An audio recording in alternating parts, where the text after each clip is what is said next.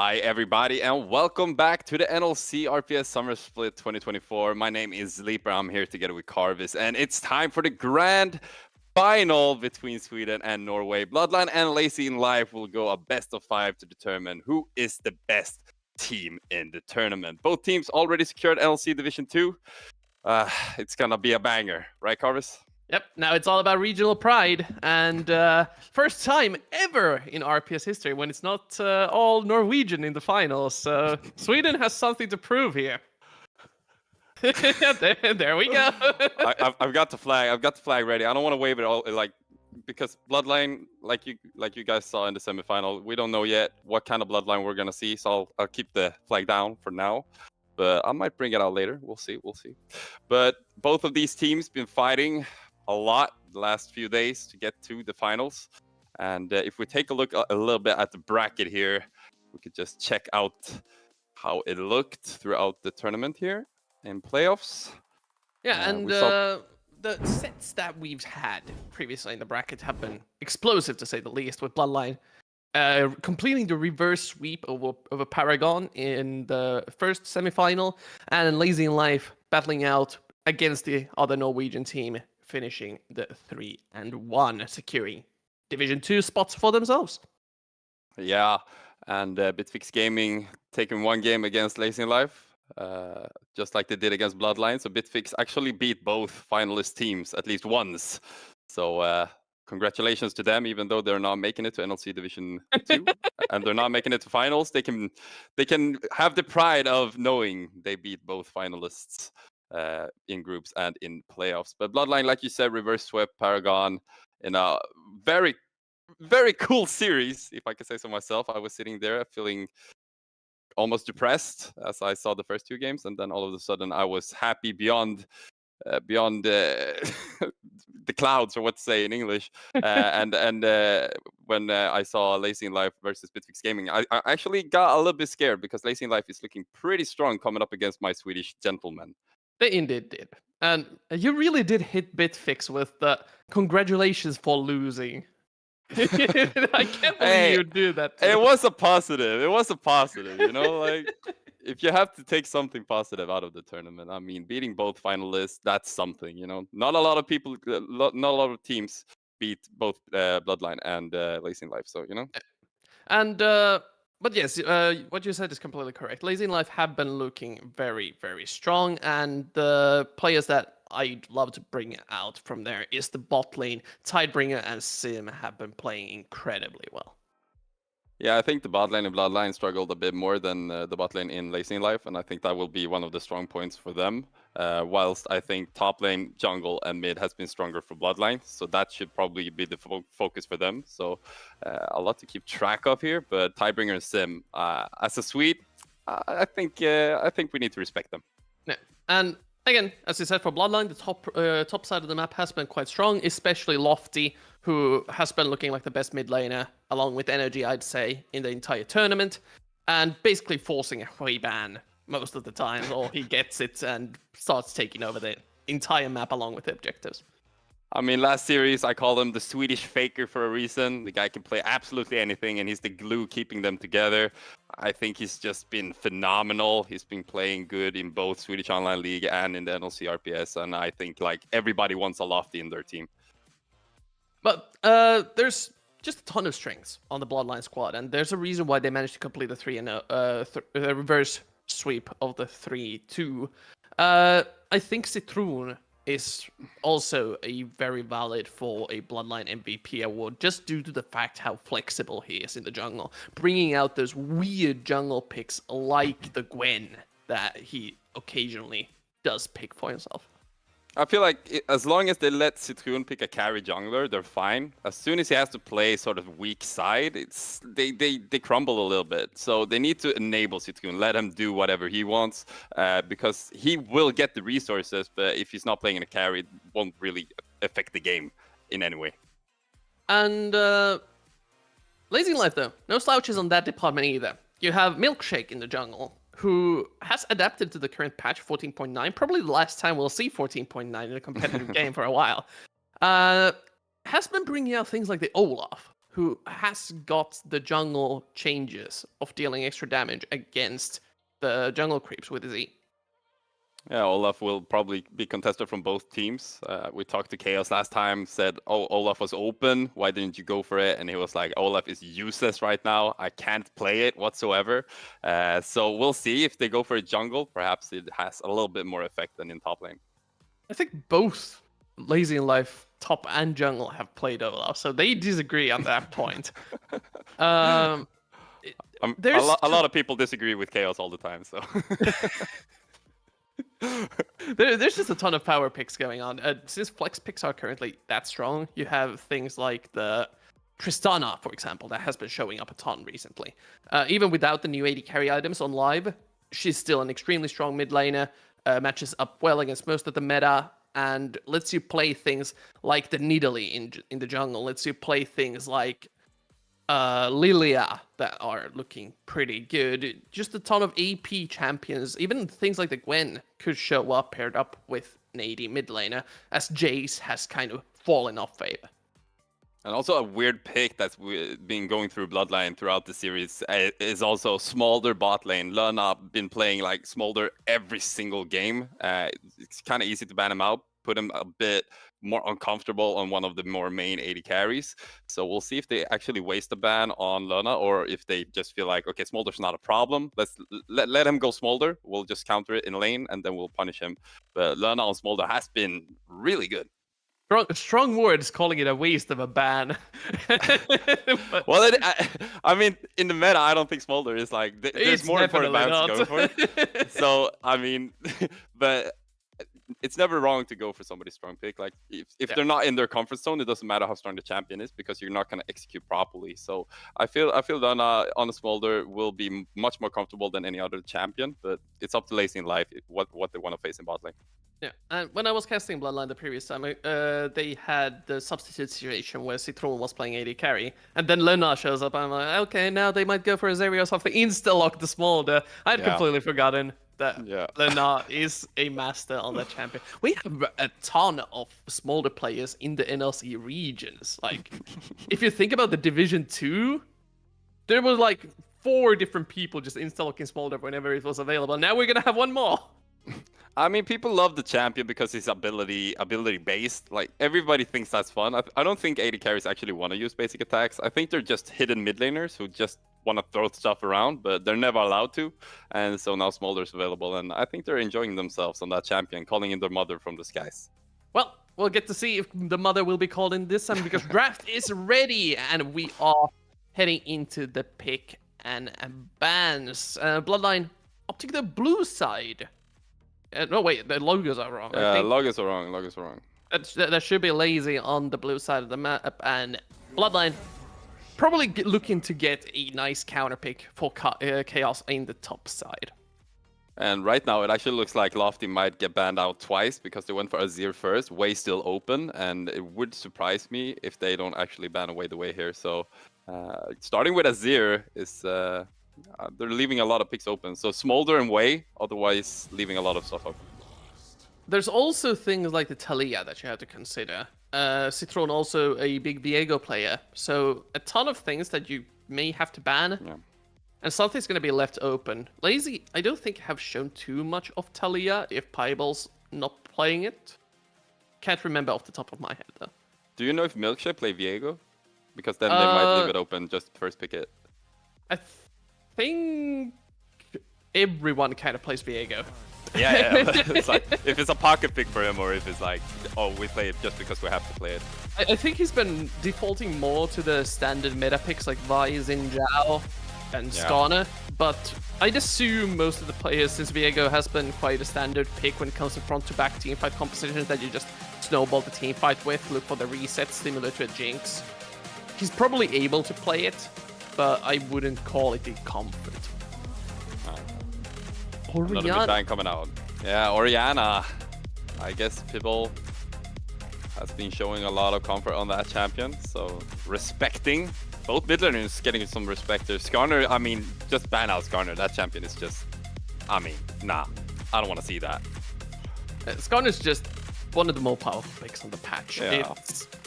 incredible how much the rework helped him, just in overall strength. Even though it's filling a similar role to the champion as it did before, it's just way more functional now.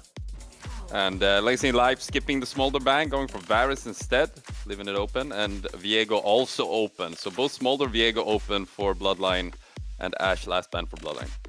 So something like Ari would be very default playable to play. From a quick look at my notes, he does also play the Talia, so would not be surprising to see. Whoa, hold up. Oh. Okay. Uh-oh. That should be on Tidebringer, right? That should be on Tidebringer, yes. I have seen this before. Smolder open, but a Kog'Maw hover. Kog'Maw Braum could be something to battle against this. We're probably not going to see the Sona, though. This would be a spicy one, but... Okay, Lofty. And yeah, then, going for the course. tried and true Ari Viego. Similar to LeBlanc style. Power duo in the mid jungle, very mobile, can delete and CC chain pretty much anyone if they catch someone out. Just a powerful first rotation from the red side. Yeah, like we talked about earlier, Sitcoon playing almost 90% of his games in the tournament on Viego, very comfortable in this champion, and as long as he gets resources, he will be strong. This is kind of spicy. We've seen it once before in the tournament, I think, in RPS, Veigar mid, right? Yeah, I think Veigar is a solid pick on the patch, but what are they cooking here? I think they're picking Camille because they're expecting K'Sante on top lane. No, but the Tristana hover kind of makes things a little bit more interesting. Yeah, that's what I was... Picking Camille as a blind is not a very good idea, because you'd get instantly counterpicked by something. There we go. Is this a Veigar support, is what I'm asking. Veigar Ziggs bot? It could even be Ziggs mid, Tristana Veigar bot. Bro, I know Norway is crazy, but come on. This is some next level... Even, like, I don't think I've ever seen this combination of pick. Are they drafting Yordles or what are they doing? This is not TFT. I mean, Norway's cooking and I can smell it all the way to Sweden. That's all I'm saying. God, that's, yeah. I don't know. Fans coming out now, at least. Bloodline picking out Vi first here. They should all be targeted at Milkshake here. They need something to set up for this weird combination of picks, and Vi and Xin Zhao is what I'm guessing. They can't really go Talia anymore because there's already two major AP threats on the team, and they'd be overloading the team composition if they went for that. I love this Braum ban. Would ruin the day of the Veigar and the Ziggs. Yeah, well, I'm just sitting here thinking, like, what could it possibly go for? I think they're gonna ban out Xin Zhao now, but like, if it's Veigar support, they should go Tristana bot instead. No? Or yeah, they can't go. That would make the most sense. Oh, Poppy. Okay, that also makes sense because you have three characters with dashes that utilize them heavily, and now it allows you to go for even more if you like. Camille is a perfectly fine option for Chaos as well. Yeah, I think they're gonna go for K'Sante Ornn because they have been putting in a lot on weak side, even though like he goes 3-0 in lane, but they won him on weak side. And they're just gonna ban out Sun though. Yeah, K'Sante would make the composition a bit more functional, providing some additional frontline. Even if you'd be getting CC'd by the Veigar cage or anything, you just W it and kind of ignore everything. I wanna apologize for the entire nation of Sweden if they pick Yuumi, but it looks like Leona hover, and that makes me happy. I think Yuumi Smolder would be a death wish. you are calling for the entire enemy team to come dive you repeatedly. Okay, instead, okay, the Xin Zhao is what we were expecting for them to pick, but the Wukong hover is also something that you could go for just to interrupt some engages and get some more 1v1 potential. They are looking to pick away the K'Sante though. It's gonna be interesting to see what Chaos goes into this. He has the last pick available, so he will be able to do whatever he wants. Poppy's gone. Camille is open. I think K'Sante Xin Zhao works just fine here. Yeah. they're probably gonna go for it. Still kind of spicy with the bot lane though. We don't actually know how they will execute this, but I think the Norwegians are cooking something here. Well, it will be interesting to see where exactly all these 3 first picks on the blue side are going. Bloodline just need a solid counter pick for the top side matchup. Chaos, of course, known for his Renekton. The Camille, though, would be the more standard counter pick considering the meta. Oh. This would make it so that the Gwen would, while otherwise it would be really good, they would be lacking some frontline and CC. Everyone would be very squishy, except the Leona. So this Camille lets you go a little bit more tanky, has some additional catch-up potential, and be able to dodge some incoming damage with the Hextech Ultimatum and lock someone down for the Viego and Ari to assassinate. I mean, Bloodline, I think they just picked out a normal Bloodline comp. This is basically what they want to go for. Citroen on Viego, that's like the best possible pick for him. And then Lana also on Smolder. And then Chaos gets to counter pick top lane. I think they're pretty happy with this. Whilst Lazy in Life, I don't know exactly what they're cooking here with the Veigar Ziggs bot lane. I might like be completely wrong here, but I have never seen this before in competitive play. Currently, Tidebringer is the one holding the Veigar. I love it. I love it. I mean, you're in the finals. You already secure NLC Division 2. Might as well limit test a little bit, I guess. This is just like, how does Ziggs support work? I mean, wait for Leona to go in, knock her back, and then just trade, I guess. I don't know. So something that when I initially saw the Ziggs came to mind is there a chance for a lane swap here? I don't think we've seen one yet in the RPS. We saw one in the Finnish Student Championships yesterday. So they like even the lower tier teams have been practicing it a little, at least a little bit. But in the RPS, now that you have Veigar Ziggs, I think that lane is supposed to scale. But they have a lot of pushing power in their team, though. They have both Tristana and Ziggs. So if they go for 6 grubs and just play 6 grubs, potentially they could just shove them down if they get like 3 members or more.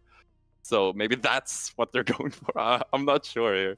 It just feels like they want to try out something new. I haven't seen Lazy Live that much throughout the tournament, so I don't know if they actually went for these kind of spicy picks in bot lane before. But I know Tide. I've cast his games before, and he does play a ton of mages, but usually he's the one to play the Ziggs. He plays Seraphine as well at a very high level. This is the first time I see the Ziggs being put into the support role, and him on Veigar. I'm getting some Fruity Fresh vibes here going into this. I mean, last time I saw somebody playing this much AP bot, it was Fruity Fresh. So let's just see. Norwegians, maybe they found their own Fruity Fresh going into this bot lane. But like we said, Lazy in Life, their strong side is bot side. And they actually went for Tidebringer and Sim on Ziggs and Veigar. Let's see if they can execute that.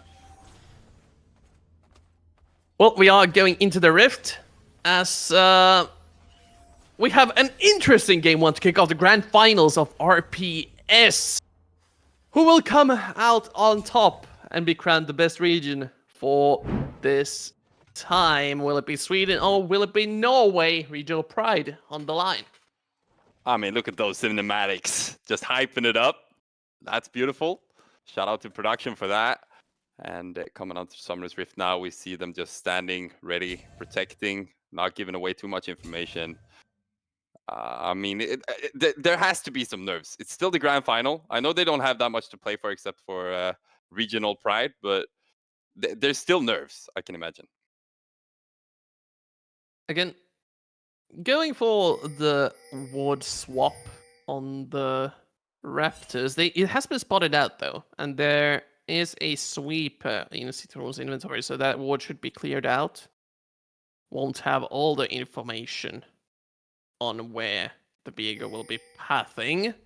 But otherwise, just a regular old level 1. And, well, do I even need to say, we are going to be looking at this bot lane a ton this game. definitely. Sim and Tidebringer with their 6 and Vega bot lane will probably be a lot of the conversation throughout this game. And they will just have to go for the poke, I guess. Just be really, really annoying so that Sando can't go in and Lana bursting them out. And in this best of 5 format, game 1, a very good place to start with some unorthodox picks. And Lena and Sander not really able to punish this sort of a pick early on. But Leona really does need a couple of levels before she starts popping off and is able to go in on this sort of a squishy-ish bot lane that Tide and Sim have brought to the table. The main issue is, through a cage and the satchel charge, can Bloodline stick to these two? Well, both junglers see the importance of playing around this bot lane, starting topside, pathing down. So potential 3v3, but it looks like an early recall here from Sim. Already spent a ton of mana, most likely going to get an early recall and try to pick himself up a tier of some sort. It's basically a cheater recall that top lane loves to do occasionally. Back when the cannon wave is coming in, you've already collapsed a wave. Sure, you may lose a bit of CS and a couple of XP points, but it's no real biggie. Yep, there's the tier for Tidebringer. Sim didn't have enough money to get his own though. I mean, I was just about to say Milkshake will time the wave perfectly in case they start pushing, but Bloodline will also just reset to neutralize the state of the lane. Then this is the chance for Sander to go in for a roam. Pibble needs to be careful. Yeah, we also see Citroen is just around the corner. We'll spot him on a ward there. And it's a lot of respect from Pibble, which is gonna pay off in this situation. Milkshake was there, but I think Pibble was kind of safe with the rocket jump. And even if you had hit the Zenith Blade there, you're really close to the tower. You need a flash out of Lofty, get a charm, and even then you may not have the damage just yet to take down a Tristana that started with a Dorian shield from full HP. They're gonna try it again though. Yeah, still has flash available.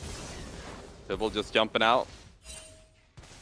I mean, at some point, Sando has to say, like, okay, let's just not do this. It's not worth it. This is the time that Sander is in mid lane. Tidebringer and Sim can't really poke Lena out, and getting solo XP on the Smolder, who's obviously going to be hyperscaling into the late game, is a decent enough thing. Like, he didn't miss too much CS, the wave is just now crashing, and he's just happily left hitting underneath the tower. Yeah, Sando has to join him now, though, because it will be a struggle for him otherwise. Maybe help him out a little bit, but this is a lot of bullying. That's OP, yeah. I see it. Satchel charge just thrown into the middle will automatically stun them. I mean, it's not enough to like make that these picks good, but it's interesting. It's like the weird Senna Scion that you used to see. Like, you Senna W a minion and the Scion screams it into the net. Sure, what a cool combo. Is it Something really happened. worth it to play for, though? Something happened in top lane, watching down in the left side corner. I mean, Lena's taking a bunch of damage from all this satchel charge poke. I guess the Sim is maxing it. A lot of trading going on in top lane. Okay, that's what we missed. Chaos had to reset and teleport back, so teleport advantage right now to Stratu. And okay, now we on the caster test know what Lazy's bot lane game plan is. What they're cooking. Is it enough though? You're gonna need the tier for the Ziggs as well, because otherwise they're gonna run out of mana. And when it comes to level 6, Lena and Sander can potentially look for all-ins. And since they take these kind of bad recalls due to running out of mana and resources, Citroen is free to go for the dragon. I mean, Tidebringer has his tier now, but Sim's still lacking. Look at him. Look at his mana. It will be gone like constantly. He has to wait until he has that tier, start building up mana so he actually can bully the lane. Because right now, Lena, Sander, they have decent amount of HP and he can't really punish anymore. And Lena kind of recognizes this. For his itemization, he's already picked the call. Doesn't really feel in danger just yet. And the rest of the map is doing well enough for Bloodline that they don't really need to commit into any sort of early game plays. Just trade the objectives, play around the bot lane priority that they are able to establish when Lazy runs out of resources. So Milkshake has to commit to the grubs as top lane, Strato. Yeah, Chaos fighting a bit much, but Citroen at the same time we're gonna watch a replay here. I don't think Or this is a real replay. time. Yeah, okay. Chaos now going in together with Citroen, looking for first blood here from Bloodline, picking it up, but it's great place once again from Strato. Looking so comfortable on that champion, but Citroen will secure him. Double kill for Bloodline, 1 kill for Lazy, and the game has started. And this is how Bloodline usually reaches their early game and mid-game power spikes. Getting Citroen on the carry junglers, those couple of kills, is so big for the Swedish lineup. This is how they activate the Ahri as well. Sunder with the flash, look at the Tidebringer. Will just make it out with flash, but I mean, Sunder looking aggressive. Probably pretty angry about not getting those picks in mid lane earlier, so now he wants to go extra aggressive in lane. Now imagine if that was level 6. We're gonna look at the replay though. What exactly happened on this top side of the map? Kaz, of course, has to try and run away. Has level 6 and Milkshake critically missing his own. They just start nuking the Xin Zhao down, and with a flash stun, they delete Milkshake before he's properly able to participate in the fight. After the reset is there, a level 6 jungler, sadly, a bit stronger than the enemy duo top lane. Right now, Milkshake in the enemy jungle, trying to get something here. Lofty cannot hit the charm. So they will secure Raptors and get out. Milkshake being a bit aggressive here. He's down in kills, but it doesn't matter. Confidence still there. Great ultimate by Milkshake. Pretty much saved his life. Dodged a ton of damage coming out from the Ahri, including the charm. That's a ton of resources spent though. No flash on your Xin Zhao means that every single missed W is a missed gank.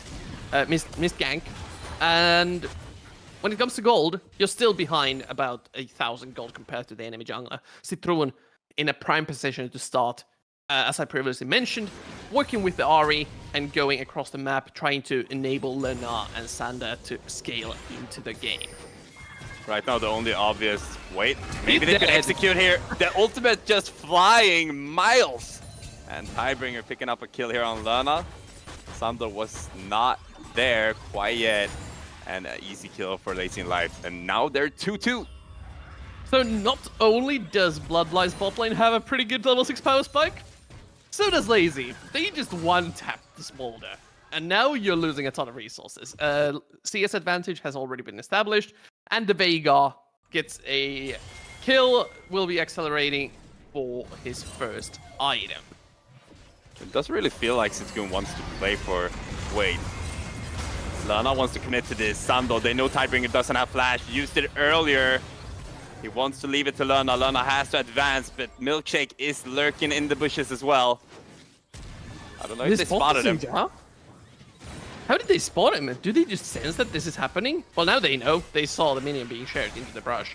But Citroen, I think they have a read on where Xin Zhao is due to the jungle camp spawning. Yeah. Citroen will be taking the rest of the grubs, getting 2 for himself. As Lazy somehow get out of that dangerous looking situation where Tidebringer probably should have died.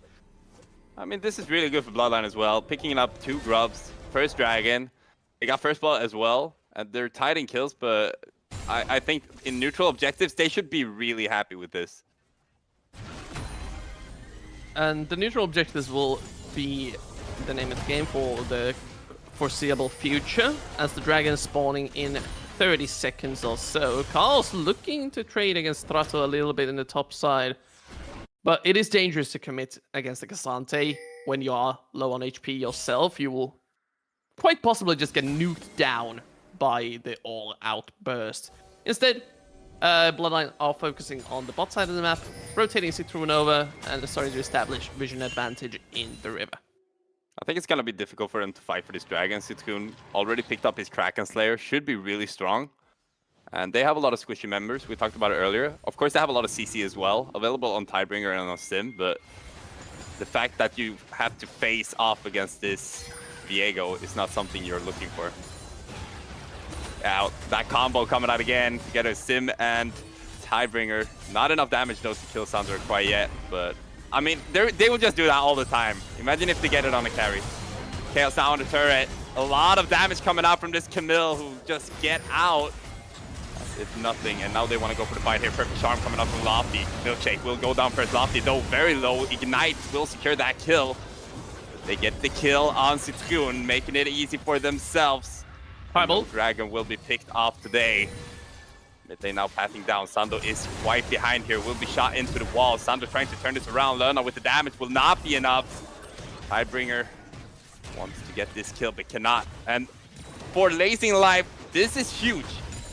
Bloodline does not get Dragon. And also I would say that's a big win for them taking down Citroen. They did take down Citroen. While they did lose out on the top side of the map, defending against an aggressive play from Bloodline, getting them to use a ton of their summoners, a ton of their ultimates, and they get the bot side tower afterwards. We're going to see it on the replay here. The fight initially starts with Bloodline having the man advantage, but just the CC provided by the Veigar gauge, Tidebringer solo kills 2 people basically before Citroen managed to get a single reset off. Now, with the only 2 members of each bot lane standing, Pyble's free to roam into the fight on a short delay, and they just take down the fight from there. Bloodline in no position to defend the bot side tower, and they get a nice amount of gold on both members. Item finished for the Ziggs as well. Yeah, like we saw Citroen not getting those resets. He's just a squishy AD carry basically. So staying alive in Lazing Life, making him die early in that fight, reducing damage quite hard for the Swedes, making it easy for Lazing Life to secure that. And also 2 kills on Tidebringer, that will be quite devastating considering how good he scales into this game. And Lazy in a pretty good position now. They have 2 very powerful AP carries on the bot side of the map that they can start rotating over to the mid and top lanes to get those additional plates off of the towers. There's still a couple of minutes to play for. Yeah, but Chaos, as we saw, got that solo bolo in top lane. I was gonna mention earlier that he got a lot of resources earlier, but it was assist, didn't get those kills, while Strado already had one. And now Chaos tower diving at Cassante, not something you see every day, and picking up the kill up there. That will create a lot of pressure on the top side of the map, making it easy for Citroen maybe to go for Herald in a couple of minutes. Yeah, there's this critical HP limit of Cassante where if you are low enough, you don't really care about the all-out. Carl's managed to put the Cassante into that situation, going underneath the tower as the Q3 was there, using the Hextech to make him to dodge the knock-up, and then just pretty much deleting the Cassante underneath the tower in one shot. No big issues dealing with it, and this is why Camille is considered a prime counter pick. And playing for the Herald, probably the best idea for Bloodline. Yeah, Lazing Life showing a lot of aggression.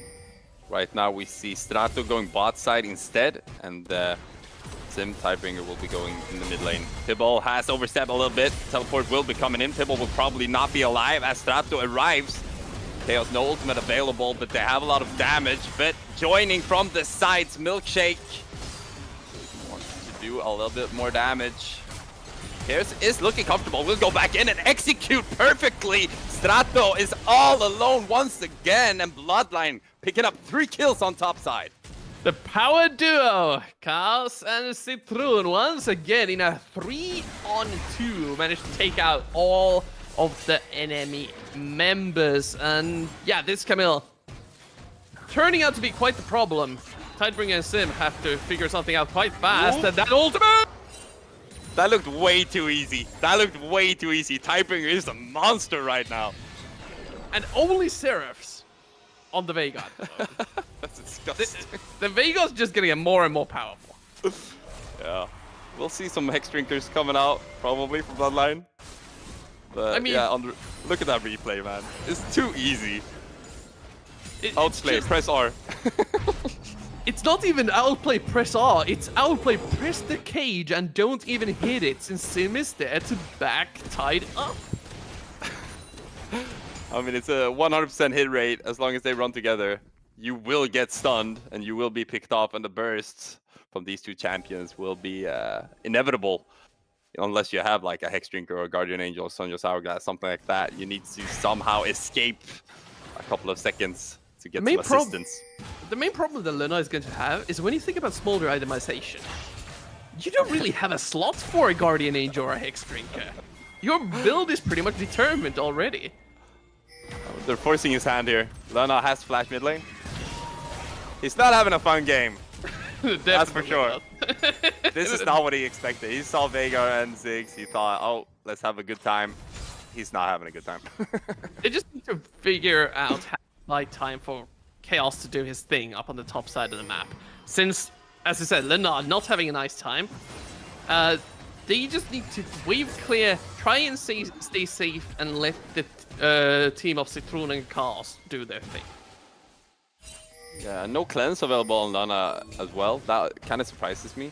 Has teleport instead. But now they're gonna try to close this out. Sander coming in with the stun, and that's beautifully done. That Tidebringer going down immediately. Milkshake trying to stay alive, but it will not matter as Citroen putting up the cage this time around. Chaos is just prolonging the inevitable. Right now we have Stado on the side. I don't think they can do anything from Blazing Life, but Pibble is gonna be caught off guard as Lofty dashing forward, doing damage. Still coming up on Sandal though, but Bloodline right now is just rushing through Summoner's Rift. Slight overconfidence there from Blazing Life, thinking they can hold on to the fight on a 3-on-4 situation, but Pybel not strong enough to face off against Citroen. Just going to see what exactly happened in the fight here.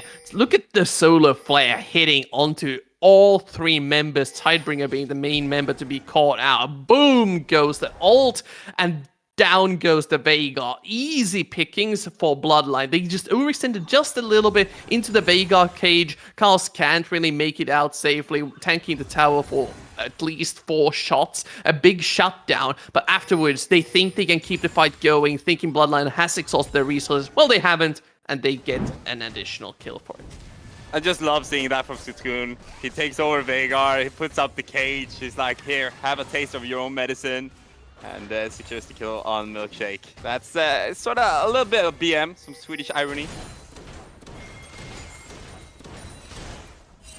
And these Swedes are not feeling very ironic, though. They are playing extremely well. Milkshake could be in big trouble if he approaches the Dragon Pit precariously. Having only Sim and Tidebringer there, Pybel doesn't really bring any additional utility. Could be facing in Dredge on Pybel. Just take him down 50% HP. But it looks like Milkshake wants to commit to this, forcing out the ultimate on Lofty. But I think this should be pretty uncontested, unless Milkshake decides to sacrifice himself. And he does not. And I would say that is the right decision. For now. That gives Soul Point over to Bloodline. The Swedes are working the magic of the mid-game power spikes. First item completed for all of the members. Scars just, again, destroying these towers. And Stato, I don't think, can match up anymore. In early game, I actually thought Lazy were gonna go for more dragons because of the lead they had in bot lane. But because Citroen got ahead in top side, didn't really matter because they had enough resources to contest constantly, and nobody in Lazy Life wanted to make the decision to go for the dragons. So they picked up grubs and they picked up dragons. There's also the very annoying part of the Vegas Ziggs bot lane is that they have the limitations of mana. If they want to go for a dragon, they're gonna have to expend all of their resources on the objective and not have anything left in case a fight happens. Bloodline though, holding on to the final side lane tower as there's a small siege going on between the two tower destroyers. Ziggs and Tristana both looking to get that additional objective. You know Chaos is comfortable when he's just randomly face-checking bushes and just hoping somebody will fight him. Like, he doesn't really care. It could be 5 people in that bush. He was like, okay, let's go. Chaos was born on the street. He does not care who he finds beyond the corner. He will try and punch you. Born in the dangerous city of Västerås. It's not dangerous at all. I think my favorite thing. We're gonna talk about this later because I think the They're gonna look Smaller for gone. Lana. I mean, that's just disgusting once again. And it's always Lana as well. It's nobody else. It's always Lana. They just want to kill this little dragon constantly. I think there was an all-out used Ghost as well from Cassante on the bot side of the map. So the Camille getting a ton of cooldowns out of the Lazy Life top laner. I mean, Chaos has been a menace on the side lane right now. Strato, the only one who can still face up against him. Not really, but the closest you come to facing up. Now Sim and Tidebringer is kind of overstepped. There's no vision on Chaos as he comes in from the side. Sando wants to lock him out. Good flash from Sim. Chaos is stuck inside the cage. But he's quite tanky. Will stay alive, take himself over the wall while Milkshake goes in quite alone here. Teleport now coming in as well from both sides. People cannot do anything. It's just a quick pick for Bloodline. They wanted more, but Tidebringer's cages were on point. He's seeing down the Viego as the Tristana transformation didn't work out this time. But Milkshake feeling, again, quite confident. And it backfires. Diving into the enemy team 1-on-3 while he only has one item completed. Doesn't have the damage to delete anyone either. Just gets easily taken down. And this is something that Lazy needs to avoid. They have to play around the Veigar's eggs. If they overcommit and the front line dies, there's nothing to stop Bloodline from diving in with 4 members towards their main carries. Yeah, Bloodline is looking really, really fresh here in game 1. Everybody actually looking really comfortable. Investing 5 members from Lazy Life in mid lane a lot lately because they just want to match some, maybe potentially take a fight where they have the bigger numbers. But Chaos so comfortable just going side lane constantly, making them answer in bot lane. Good positioning here from Chaos as Lofty goes for the burst. Sim's still alive, but Chaos wants to get in and will do so as well. Milkshake now going back in, finding that kill on Lofty. That's huge for the Norwegians. So Milkshake is quite alone, and the flash from Tidebringer will save him last second. But still a shutdown going over to the Norwegians. Tried to catch Chaos, but he barely was able to avoid the cage. Lofty waiting in the brush, able to... Oh, here we go again, Chaos over the wall. They want to use the cage, but the cage will not be enough. Pibble flashing away, doesn't matter. Lana will be there to pick it up. And right now, they're just playing around the map, doing whatever they want. It really does feel like the decision-making from Bloodline is superior in game 1. While Lazy have had a nice game through the bot side, kind of surprising Bloodline with the combination of the Veigar's eggs, Bloodline are just converting through where they succeeded on the map. You see here, Milkshake get spotted out by the sweeper, but as they go in, he barely makes it out of the Veigar cage, and Lofty finds a beautiful charm right onto Sim, and from there on, Bloodline can get some gold. Sure, the Veigar is able to blow up the Ahri, but 2-on-4, that's not a fight you can take. I mean, I think it's inevitable. They will always get a kill here. And Tidebringer eventually losing his life as well, getting the final shutdown out of Lazy in Life. They even got the Baron. Both object. I think while they were taking the Baron, Lazy snuck the Dragon. So no soul, but Bloodline are 5k ahead with huge power spikes on most of their champions. Strato on the flank, trying to do something here. No way to lock. Initially it looked good, but they don't really have the damage to execute on Sando.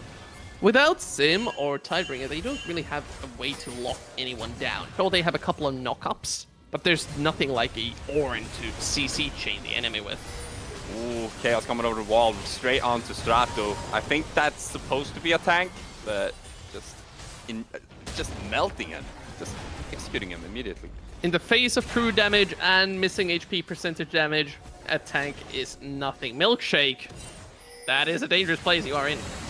Yeah, he wants to go in again. Sitsu now will not get the reset, will get killed, and now Lazy Life wants to advance. Sando is the next target as Milkshake goes in. A lot of damage though. They will get the kill. Pibble wants to do the hero thing and get them back into the game, but Lana will find him here. A lot of spells coming out, and Lana will secure that kill. Meanwhile, at the base, Chaos took down Tidebringer. They have only the Ziggs left alive. Strato will be respawning soon, but the inhibitors are falling fast. Yeah, teleport coming in for Lofty. They don't need minions because Chaos is a monster right now. Sim and Strato is the only thing standing between them and inhibitor. Strato. Look at the damage. Yeah, Strato doesn't really look like he wants to commit to this. Sim is doing some damage, but yeah, nah. How do they defend against this? This requires some sort of overcommitment. We're gonna see it in the replay. Initially, what looks like a decent fight for Lazy, even though Milkshake catches Citron here, the CC just isn't enough. Veigar Cage doesn't come down fast enough for the Viego to be stuck.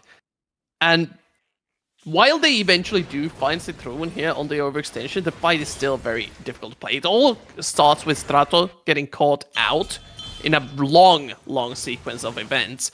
This reset from the Viego, though, while they can try to commit to the pick onto Milkshake, Sim somehow survives the burst. Probably due to the Seraph shield or something. No, he just raw escapes with the satchel charge. They get Citron, that's one of the main damage dealers, and now Tristana feels confident enough to not get one-tapped by anything.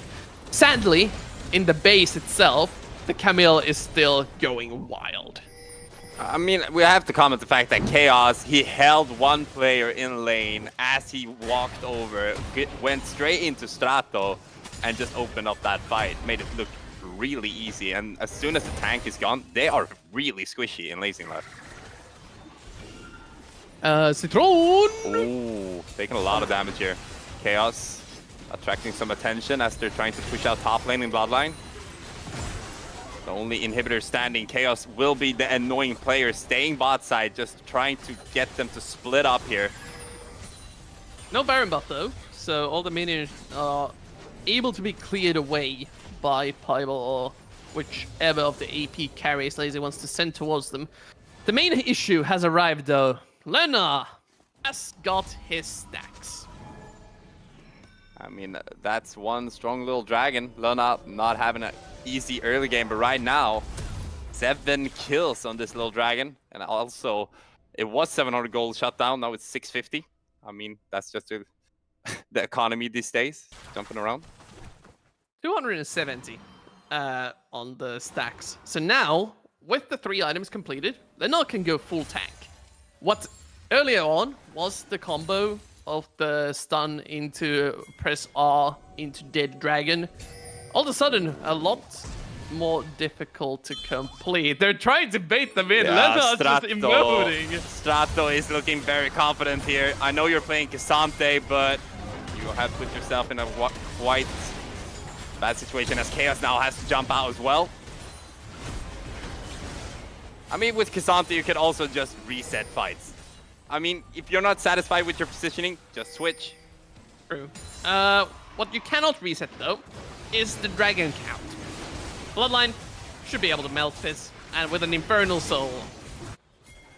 Lazy on borrowed time. Ziggs Bomb won't be there in time. Smited away by the jungler. Hasn't missed one yet. I mean, Level with 16. this as well, it's gonna be even harder for them to contest Baron as well, as it's spawning now. So it just feels like with these inhibitors so exposed and Baron power play, Bloodline should be able to close this out now. Bloodline. Look at this, man. I don't think Chaos cares. They can't catch the Camille. No point in CC available. And the smolder mode as well. Oh. They know that they've outscaled Lazy. They are just kind of playing with their foot now. He's going to interrupt. He's scaring them. Yeah, he needs to keep them there. It's gonna be a completely uncontested Baron, completely uncontested Dragon. They have Soul, they have Bound Power Play. Now it's just up to the Swedes to finish this off. This is looking like a Tom and Jerry skit with Chaos playing the mouse, trying to bait in the rest of Lazy, while the rest of the team are just taking the angry purple worm. Beautiful gameplay, honestly, from the Bloodline top laner. I mean, what can I say? We produce some amazing talent in Sweden. They are just looking great here. Just showing off what Sweden is all about. And now let's just see if they can execute this and take us to game 2. So which part of Bloodline is currently showing the Jetbuller? The Shutbuller is just chaos. He's showing straight up Shutbuller. Straight up Shutbuller. Strato doing whatever he can to try to stay alive here. Will do so as well. And the wall will be zoning them out, but Chaos once again. I mean, Chaos is one of those players, man. You want him in your team, but you never want to face him. And now with the Baron in power minions this time around, Chaos is actually able to threaten to end the game. You need someone to properly clear. They're going in. Fight coming in now, Lerna calling his mother, and that should be enough to execute Tibble. Sando, though, tanking a lot of tower shots, will go down in the backline, but Chaos, all of this time, has been in base. Can he do this alone? He would love that. That would be a great story to tell his family in the next reunion, and he does! The Swedish top lane is securing game 1 for the Swedes. I just love the image of Chaos being sitting at the head of the table, telling his family, yeah, in game 1 in the RPS Grand Finals, I finished the game all by myself on my favorite Camille. I know you think that's funny, but his father came to last playoff, and his brother played in a different team last playoff. So, like, 3 out of 5 in his family is playing in the Swedish, like, a part of the Swedish Online League. League of Legends family. I love it. There you go.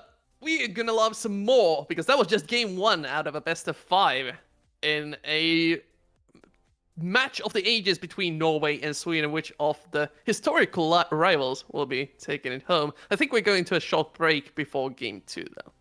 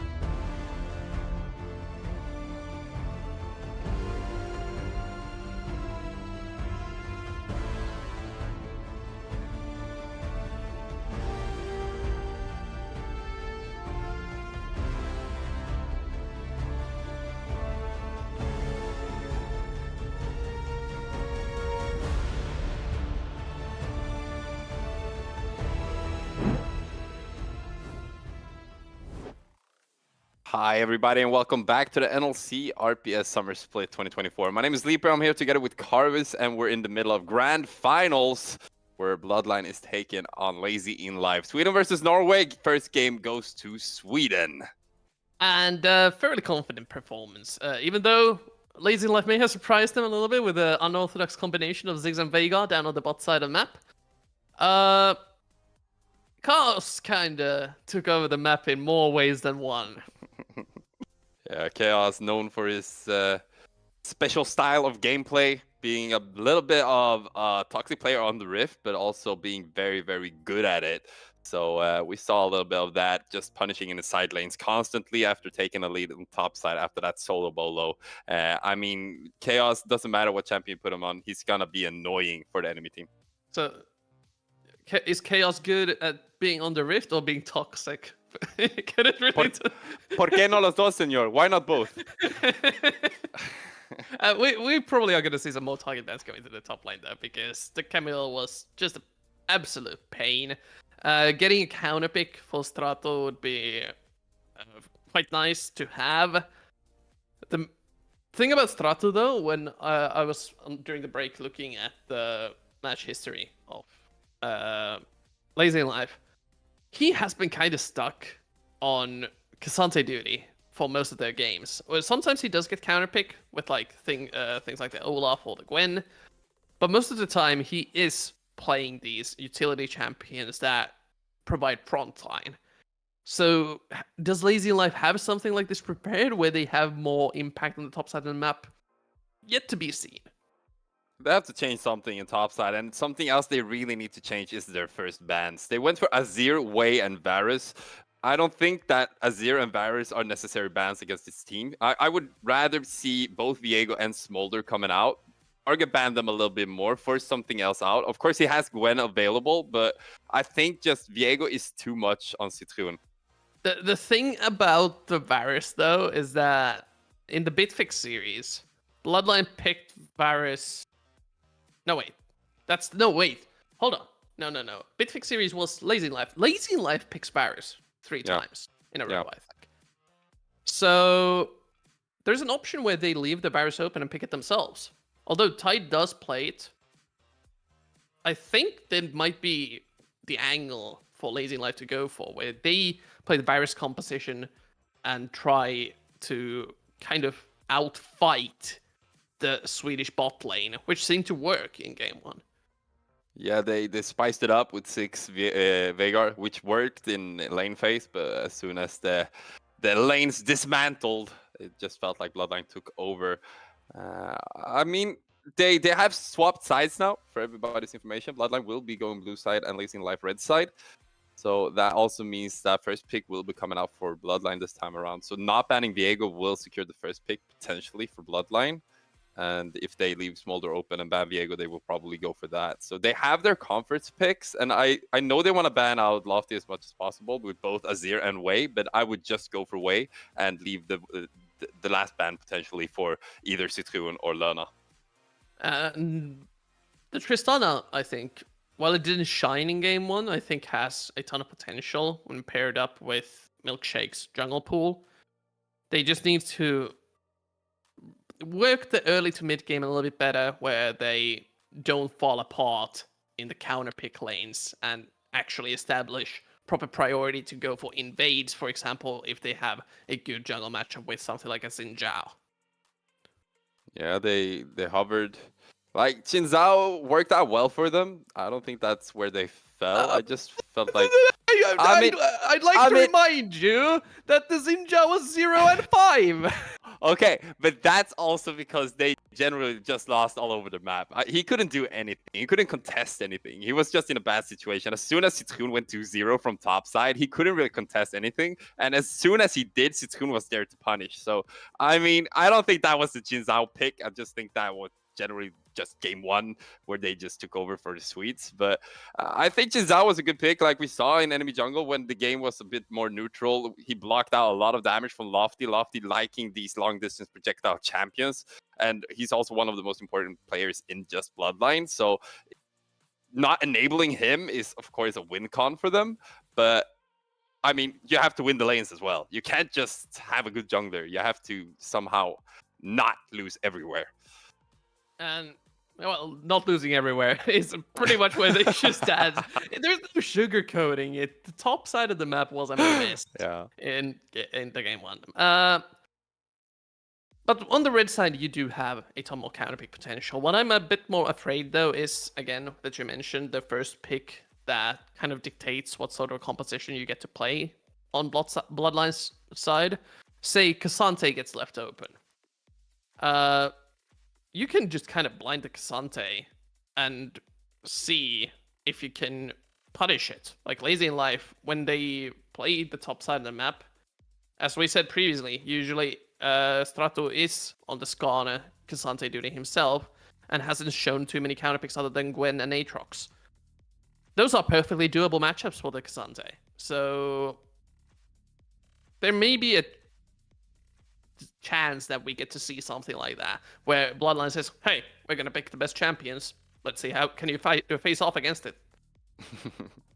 Yeah, not impossible. And we've been very limited to see Chaos through champion pool. He's just been around like 3 champions all. I think he went Camille, Cassante, Sion. Those 3 champions is the only thing he played throughout the tournament, if I'm correct. Renekton as well. Oh, Renekton as well. Yeah, yeah. So like, I think he has so much more potential, and he has a lot of funny picks as well. If they would go to 0, I think he would spice it up a little bit, just because he thinks it's fun, and also he loves the attention. This guy will do anything for attention, and that's why he's sort of, like I talked about earlier, toxic. I'm not meaning like toxic in a bad way. I'm just meaning that he loves to draw out emotions from the enemy team, and it doesn't matter if it's negative or positive, but he prefers the first option, negative, of course. He's toxic. A little bit. Yeah, it's just again, it was just game 1. There's way more time for Lazy in Life to decide what they want to go for. When we haven't seen the full potential that they can bring out yet, just due to the fact that we had a very unorthodox composition from them, and they have yet to show what they normally play. Again, Varus was the main thing that carried them through the Bitfix series. They haven't brought out Seraphine, for example, down on the bot side of the map, and things like Talia that we already know. Pibble is good on. They still can go for those Talias. I mean, I haven't really seen the true Lazy in Life. Like I said, I haven't seen them much throughout the tournament, and this is not what I expected. Gonna interrupt you real quick. We just got information that we are heading to a short break. We'll be right back with more information.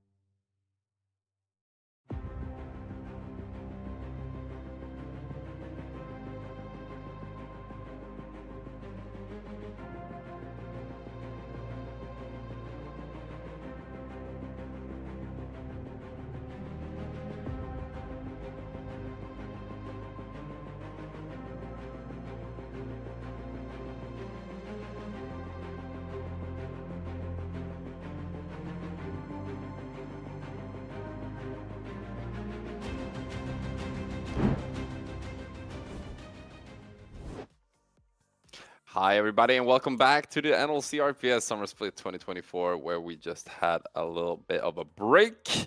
We're gonna have a how do you say that? Substitution? There you Emergency go. substitution of the AD carry for Lazy in life. Crytubu will be standing in for Tide for the rest of the series. And this may put a bit of a wrench into the game plans of Lazy in life for the rest of the series.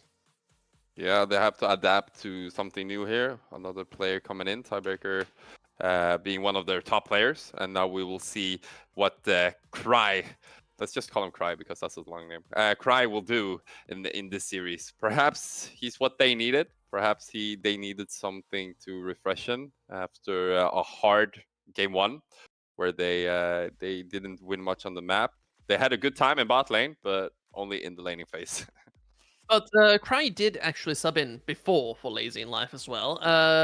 For I think the first couple of games of the group stage, I believe against Frittfall and Lazy in Life, we had Cry playing, and he played a pretty nasty Jinx. They played a bit of a different style where they went for the traditional hyper carry, AD carry team composition, and he performed well enough to beat Frittfall.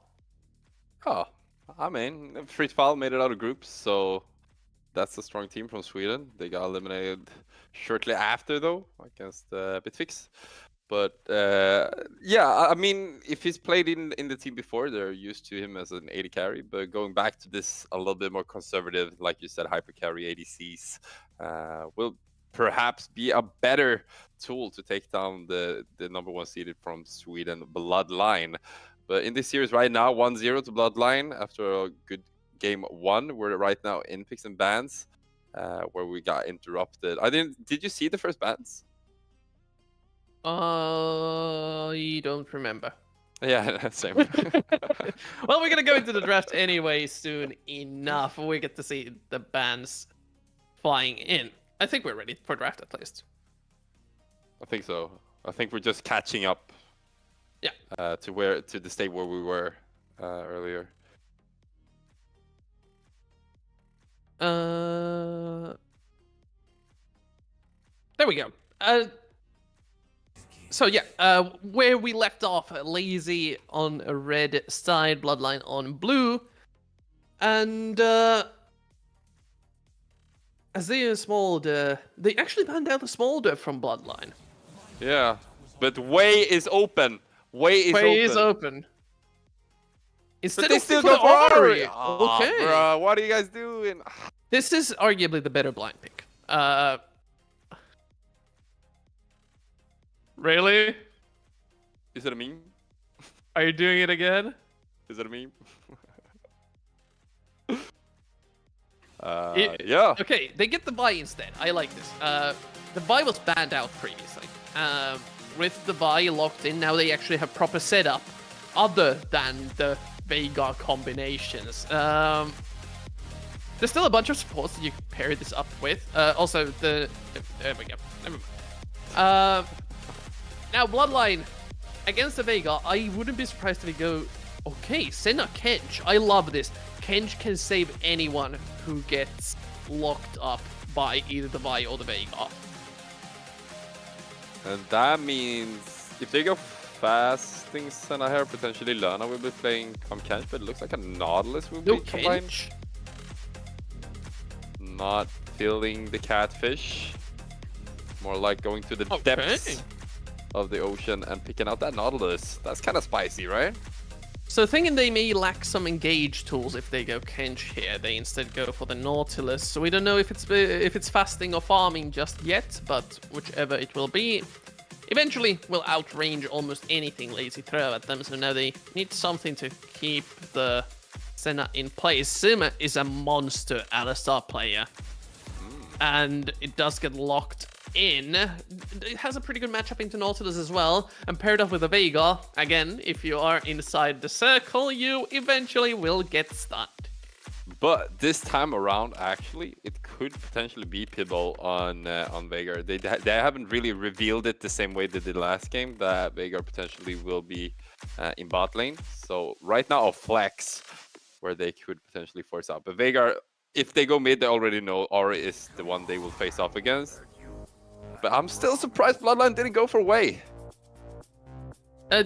Wei, while an extremely good champion, is a Yeah. bit prone to getting counterpicked in these blind situations. Very mobile, quite kind of squishy as well, and really only has one ability to peel himself with. So in some matchups he struggles if he gets outranged or out assassinated. Really, don't really want to go in blind with it. While Ari fares well into almost anything and pairs up with a ton of the meta junglers Citroen loves to play.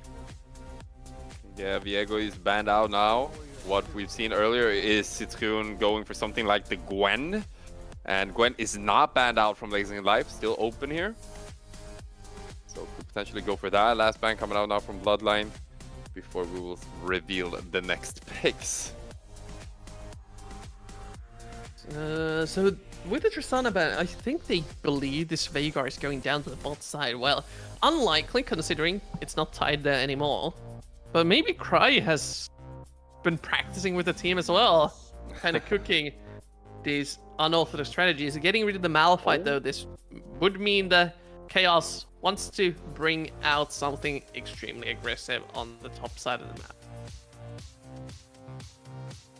They're hovering a lot of AD carries, which indicates Pebble probably going Veigar this game.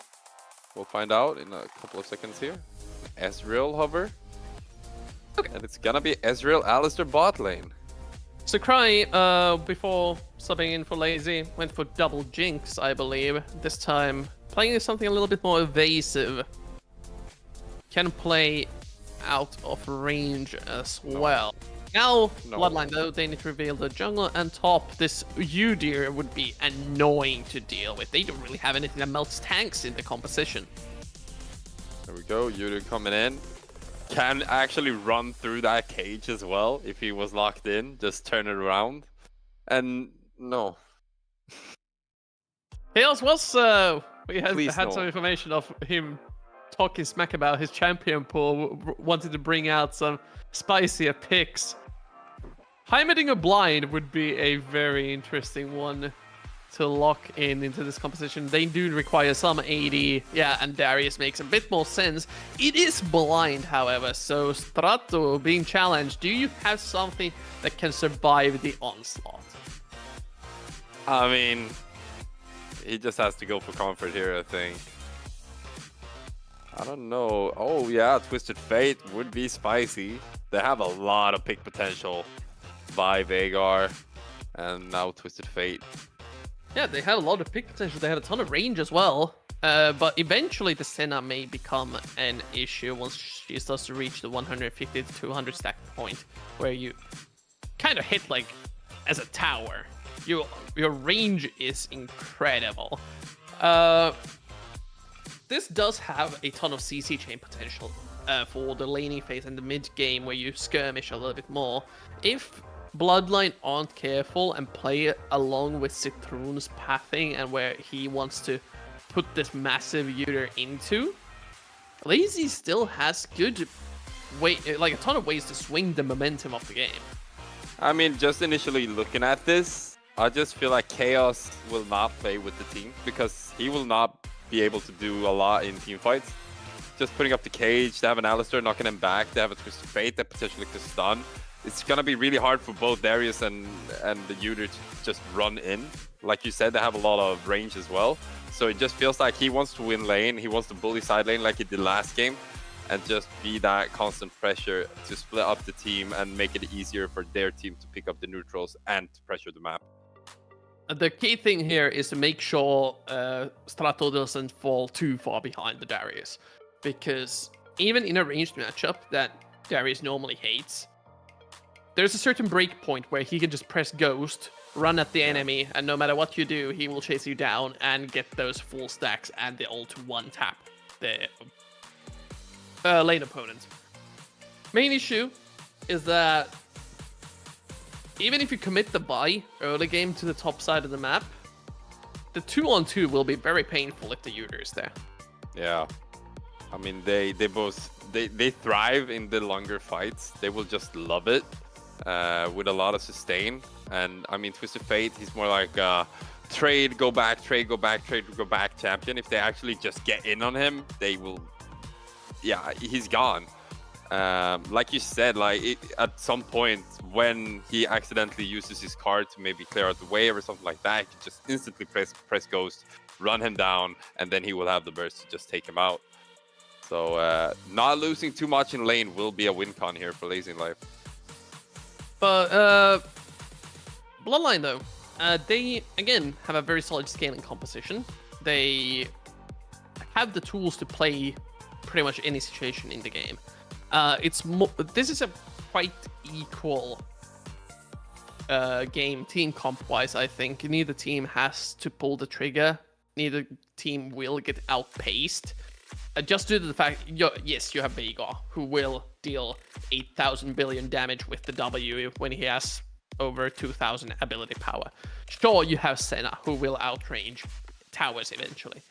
But the pick potential on both teams is also very high. So if one of these carries misstep, you have the Ahri. We've seen what Faker does with this champion at MSI, just saving games out of nowhere. We have the Nautilus, we have Twisted Fate, Vi, Alistar.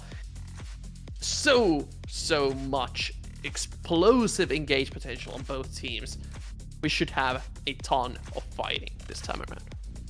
Yeah, I think fighting will be crucial, especially for Lazy Life, because I think they will have a lot of situations where they are 5 versus 4, but it's important that they pull the trigger early, because I think Chaos will be there in the side lane punishing. So they need to, if they're going for an objective, they need to pull the trigger. They can't just dance around, because they will lose towers everywhere. I don't think he's interested to play with the team. Not this time around. But it looks like the game is ready to go. Lazy in Life, 1 game down against the Swedish Bloodline team, #1 seed coming out of the region. And Pebble, we already saw the power off the Veigar in game 1. This time, we'll see how it does in the mid lane. Yeah, grand finals going down. Both these teams already secured NLC Division 2 spots for the next split. Right now, they're just deciding which region is the best, Sweden or Norway. Hold up! We have a lane swap! Yeah. Is that the first one of RPS? I want to tell you, but I don't know. I'm pretty sure that might be the first lane swap that we have on stream. Initiated by Bloodline Chaos. Who knows what's going on? Oh, Paragon lane swapped a bunch. Okay. I completely forgot about that. I don't know why. Anyway, Bloodline. This is going to be a hard one for Lazy Life, considering the substitution. I don't know how much practice Cry has on the lane swaps at the AD carry position. I mean, Strato had early recall, which will mean he will miss this entire first wave. He's still level 1, he's gonna have a lot of pressure on the turret. And right now, they're actually at a state in top lane where they could potentially tower dive him without the jungler. And Cry and Sim don't really have any tools to harass the Darius with. Meanwhile, Strato constantly has to be aware of the hooks coming in, and Senna just matching the range of Twisted Fate will be poking him down with a Q, and doesn't even have a Doran shield to stand against the poke with.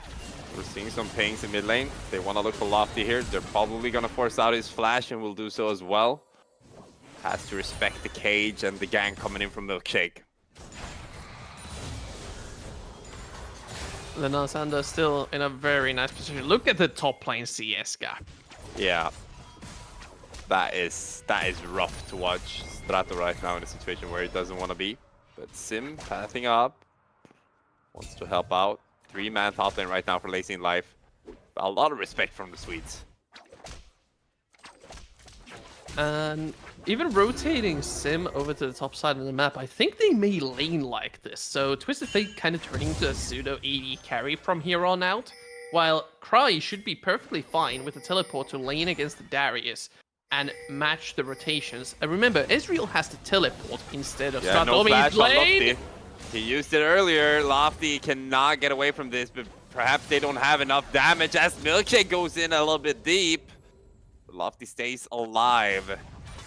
Now they potentially look for Milkshake. The charm is perfect from Lofty. First blood goes to Citroen. And missing the flash vault breaker. Milkshake. A couple hundred of damage that the Q would have done. Just lacking that one hit is enough. Top lane, they are fighting as well.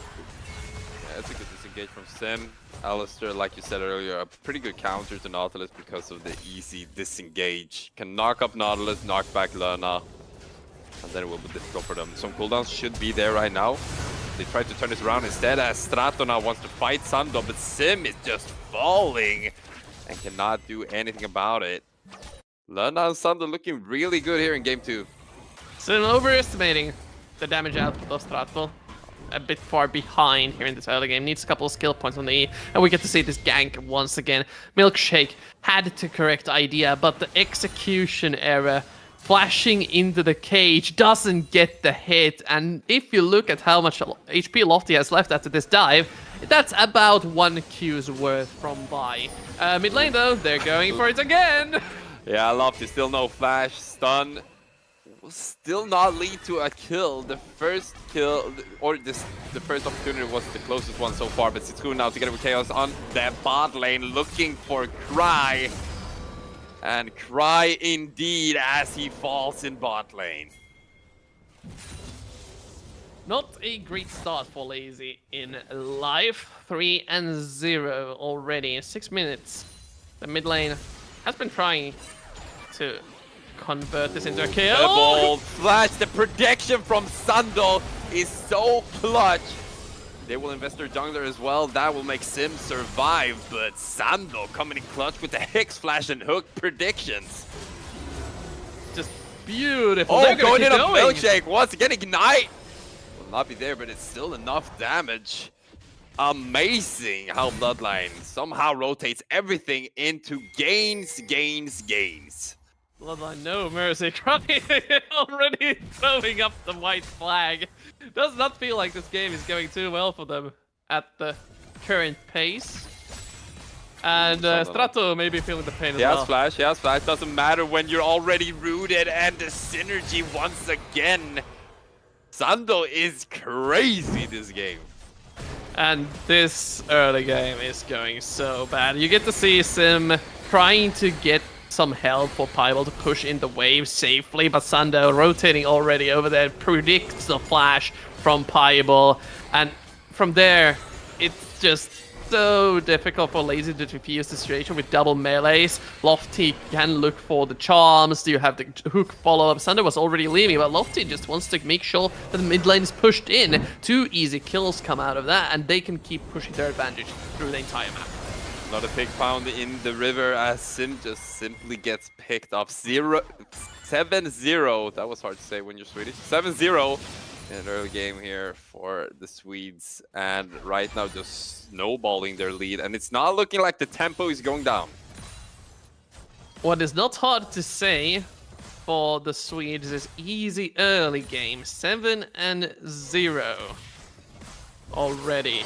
And when a Senna has this good of an early game, you get the early lethality and you start harassing the enemy carries way more. Hook goes wide from Sander, but they still need to somehow get these lanes in a place where they get to farm. Yeah, remember when we said like if they don't lose early, they have a big chance? We're past that. Sando now coming in from the side, looking for damage on Strato. Perfect ultimate. Chaos will execute. Looking for Sim on the basic attack and will execute yet another one. Double kill for the destructive top laner in Sweden. Sander is on a rampage. 6 assists in 8 minutes for the Nautilus. Just rotating through the entire map, and they may go for more as Milkshake's been called out. Here, but they're gonna use Twisted Fate as well. The CC is good. Chaos should fall here. Tower damage. And now Citroen is very, very lonely as Sim comes in from the side. Additional CC added. Lofty will not get here in time, and shutdowns go to Lazy Life. And this is the right way to go if they want to turn this around. Yep, bunch of gold. They punish the overextension, overconfidence from Bloodline. They got a little bit too excited about their success and instantly give over quite a bit of money. Sim needs to be careful. Yeah, both teams playing very aggressive at the moment. Lofty now in a bad situation, stuck in a cage again, but Flash is back up, which means Sim just goes down way too low. Basic attack not even needed, using W to secure that. Sando has been flawless with the hooks, puts the ward. That ward sadly does not drag the enemy towards it. Purple is not a support player. He does not gravitate towards wards.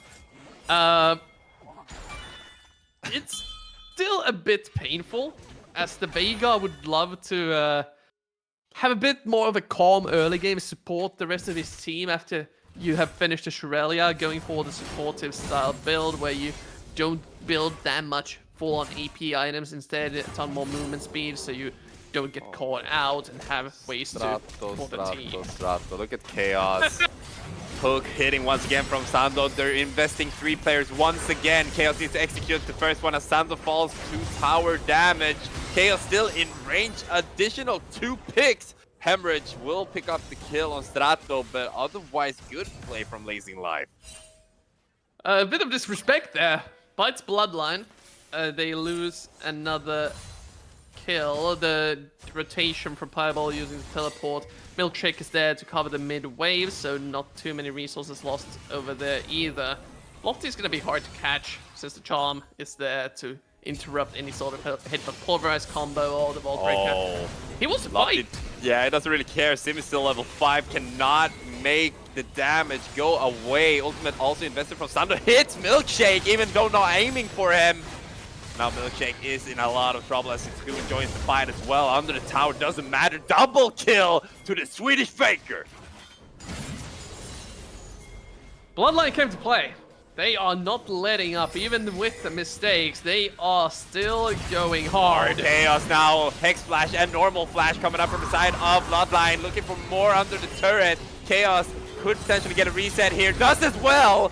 Hemorrhage is on Pibble. Will they get him as well? Potentially, yes.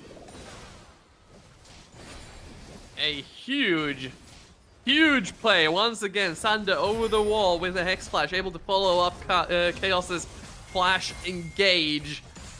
While Cry trying to get resources, but Lena, not even the top lane, 1 versus 1 between the AD carries is letting up. Cry is feeling the pain. Destiny coming in though. Flash invested from Lerna. Reginald? Keep him alive. Reginald? Red card? It's been ages since I've seen him on the rim. Let's go now in a bad situation as Sim and Strato joins up Milkshake to secure that. Sim the one securing it.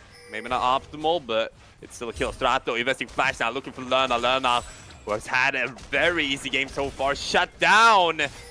Sando is going in. He has Lofty with him. Lift Lofty is quite fed, does a lot of damage. Question is though, there's 4 members. They just don't care. First one secured. Sando wants to keep going. Lofty coming in now. No more dashes available. Needs to kill someone. Cannot. Milkshake with the shutdown. Sando goes in for the solo bolo, and Strato will do so as well. Citroen joining now, as Sando already died. And I guess that will be the end of the bloodshed in top lane. Well, challengers approaching. after one dies, you get 2 more added to the mix. Milkshake, being a bit greedy, going for the grubs, will be backing off once Citroen shows his face. Lena did to assist to take the objective. Wait, there's objectives in this game? I thought we were just playing team deathmatch. Yeah, exactly. And when he started grubs, he saw it good and was like, oh, sorry, bro. Here you go. Chaos now. Starting to BM a little bit. He's done farming. He does not care. The Darius just wants more blood. I say he's not going to care about his team going back to side lane now. I honestly think he just wants to play side lane. Sando missing the hook. Lofty also missing the charm. A bit out of character here for the mid laner and for the support.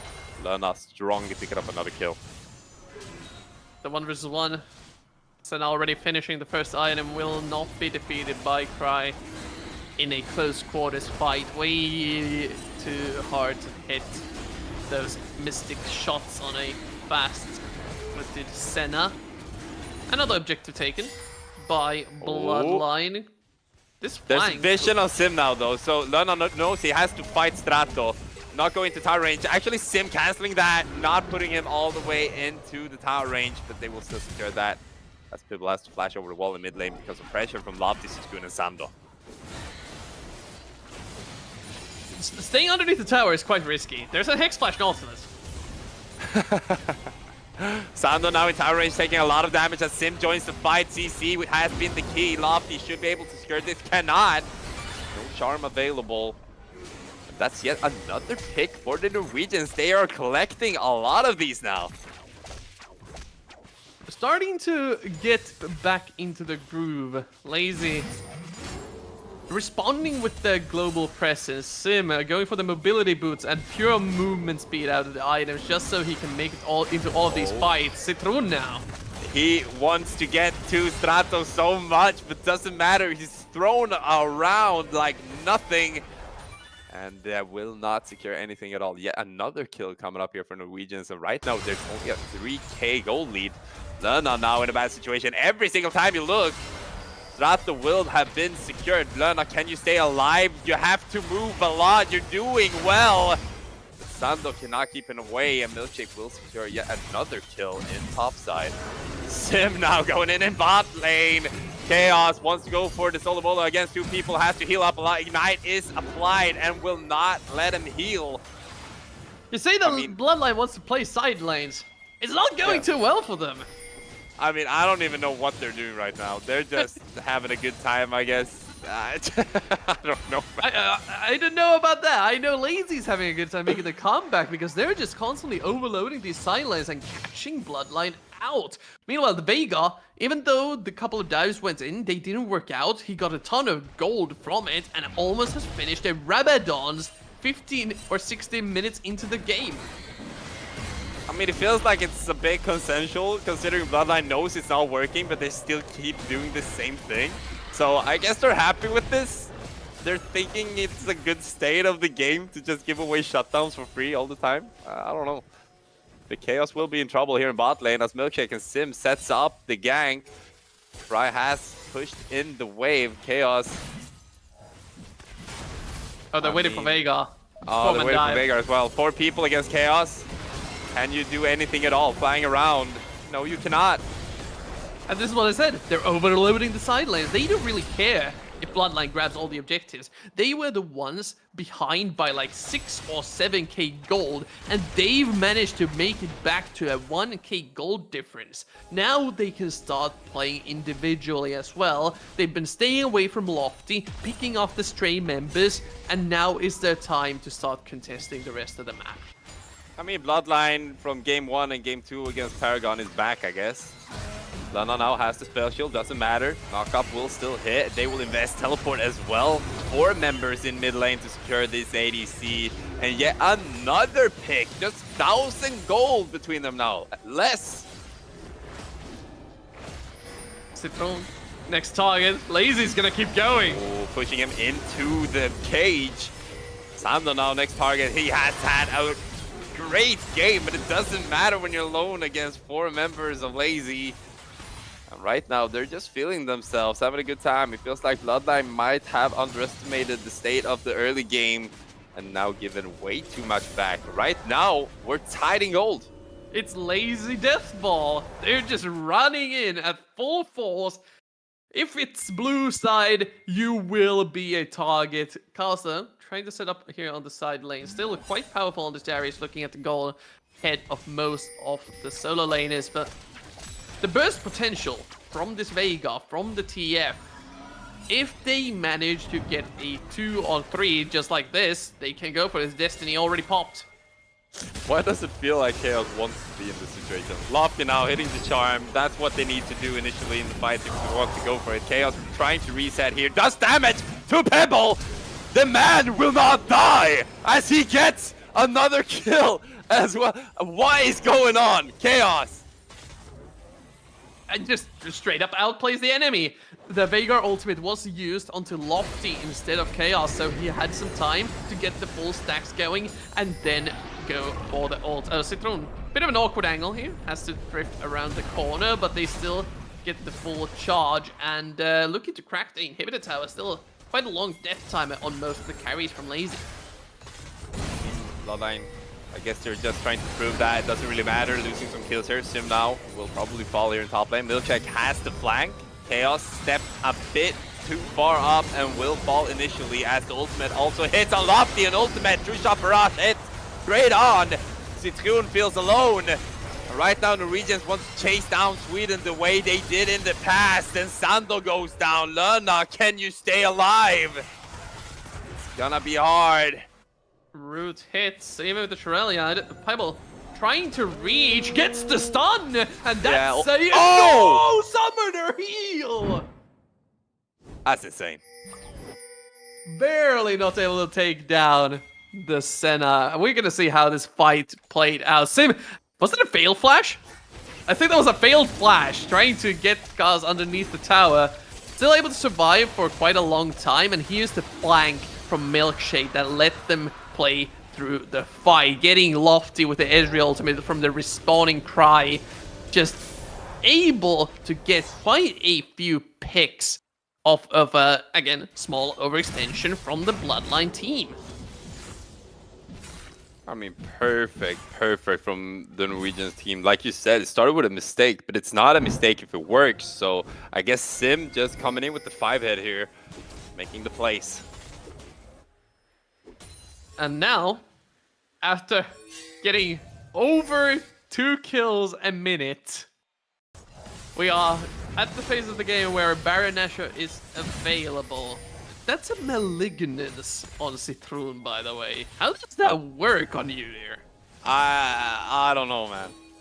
I mean, do you really need the cooldown on your ultimate? I don't know how that works, so I'll make sure to do my due diligence on the break after the game, but very interesting builds coming out from the Bloodline team. Okay, Strato is positioned bot lane, does not have teleport, only ultimate, so I think from there he could potentially reach mid lane. So Bloodline could force this. Not a lot of vision coming out from Lazy at the moment, as Chaos tries to zone out. They just want to go for it. Yeah, they're just gonna flip this, I think. Look at Strato moving up, getting an ultimate range. Right now, almost passing mid lane. Here we go. Let's see where he tries to enter, as Sim needs to be the follow-up, otherwise he will be instantly executed. Joins the team. Sando, the one who has to step up, true shot barrage will hit on Sando. Sando down at 50% HP right now. Baron 4K. Oh, they're dancing. Sando goes in from the side. The cage will zone them out perfectly, as Sim now together with Milkshake is doing a lot of work here. Lofty cannot do anything at all as he falls down. Chaos cannot do anything either. Citroen stuck in the cage. Norway looking for everything. But I think they're gonna let this slide. Just going for the mid lane tower instead. They don't need to go for any sort of Baron flips or anything, since there are still 2 members alive, with Lenabi as strong as he is. On the replay here, we can see the engage from Sander goes a little bit off the charts because he gets stuck into the wall. Won't be reaching Milkshake, even though they land the Death Shot onto Cry. He's so far away, the Lofty can't make it there. Sure, a big chunk gets taken out of Vegas HP, but then he puts himself right into the range of Milkshake. Now, with most of their frontline gone, Bloodline are in full retreat. I like the poke coming out from Lazy. They took down Zando to like 50% HP. He knew he had to go in first anyway, and got instantly executed. That was really easy for them to get a better cage and just zoning out everyone. Lofty also getting picked up on the side. So they couldn't even play to the strengths that they had because they were so busy running from the Norwegians. And Lazy feels like they finally found how they want to play this game after the initial chaos. Bloodline, while they did have the early advantage, now are finding the lack of solid tanks. A bit of a problem. They don't have reach into the back line if Lofty does not find an incredible angle. Instead, they're opting to pressure the side lanes, but with the Baron secured for Lazy in Life, it'll be way, way harder from here on out. I mean, Bloodline will secure 2 second-tier towers, but they will lose Baron. As Chaos now is the target of 4 members from Lazy in Life. They're trying to run around, get the flank as well, but Satoon will catch them from the side, so Chaos potentially could fight a little bit on his own, but it doesn't matter when they have too much CC. Sim now trying to have everyone hitting on him, and they cannot defeat him. Keeping him alive will make it a lot easier as the Norwegians now are collapsing on every single member. Lofty has been doing well, but like we said before, when you're running, you're not dealing damage. Ace coming out from Norway. Teleport from Pieball over to the top side of the map. They want to secure as many towers as they can. And this all started from the flash engage from Strato. They go on the separated tank. Chaos is the only frontliner who can stand in the face of the AP carries. Meanwhile, Sim buys enough time with his own ultimate. The damage reduction keeps him alive for the rest of the team to come in with Destiny. They get into the carries, take down Lena. Lofty alone cannot win a fight. And Sander just basically didn't have any impact in the fight whatsoever. Good read there from Chaos. Runs alone, gets picked off, and then sacrifices his entire team as they try to do a little bit of a rescue mission there. Chaos once again gonna get caught here in bot lane. Gerardo ready with the gold card. Can he turn this around? No. Absolutely no. There's so much CC in the Lazy composition. They are built around this overloading a side lane style game. You have TF, Vi, and Veigar. Combine any of these two and someone will already die. Put all 3 in and you can even take down 2 people. So Bloodline needs to somehow figure out a way where they are the ones catching Lazy in Life off guard as they're going for these picks. I mean, right now, the biggest problem is Sim. Like, 2 fights in a row, he soaked all the damage from Bloodline. The focus has been way too much on this Alistar, and then it's just so easy for the backline to just hit their CC, do it in a nice fashion. They have absolutely no pressure on them. They can think, they can do whatever they want. So Sim right now being clutch for Lazy in Life. Back into a more tense situation. Lazy have secured all of the inner towers on the map, so Bloodline trying Sim over the wall. Wants to go on Lofty. Focuses on Chaos. Let's see what he can do from the side as he comes in with a lot of damage, but Lofty's already dead. Chaos is trying his best here, but getting out. Satoon cannot execute. Chaos alone will somehow survive as he flashes in. A bit over-invested from his side. No, stepping up. Sim together with Milkshake should be enough to secure this as Leona flashes, and Milkshake does as well. It's another ace. And this should be the game. This should be the game. They can just go and hold towards the towers.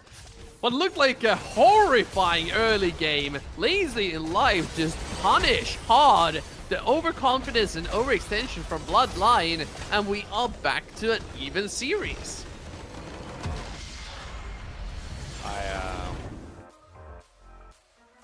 I have no idea what I just witnessed. We witnessed a wild game is what we witnessed. We just saw Bloodline being Bloodline, I guess. Just, oh, we're 7-0. Let's do some new stuff and lose. With that said, everyone, I think we all need to recover a little bit. So go grab some more to drink. Go to the bathroom. When we come back, it's time for game 3.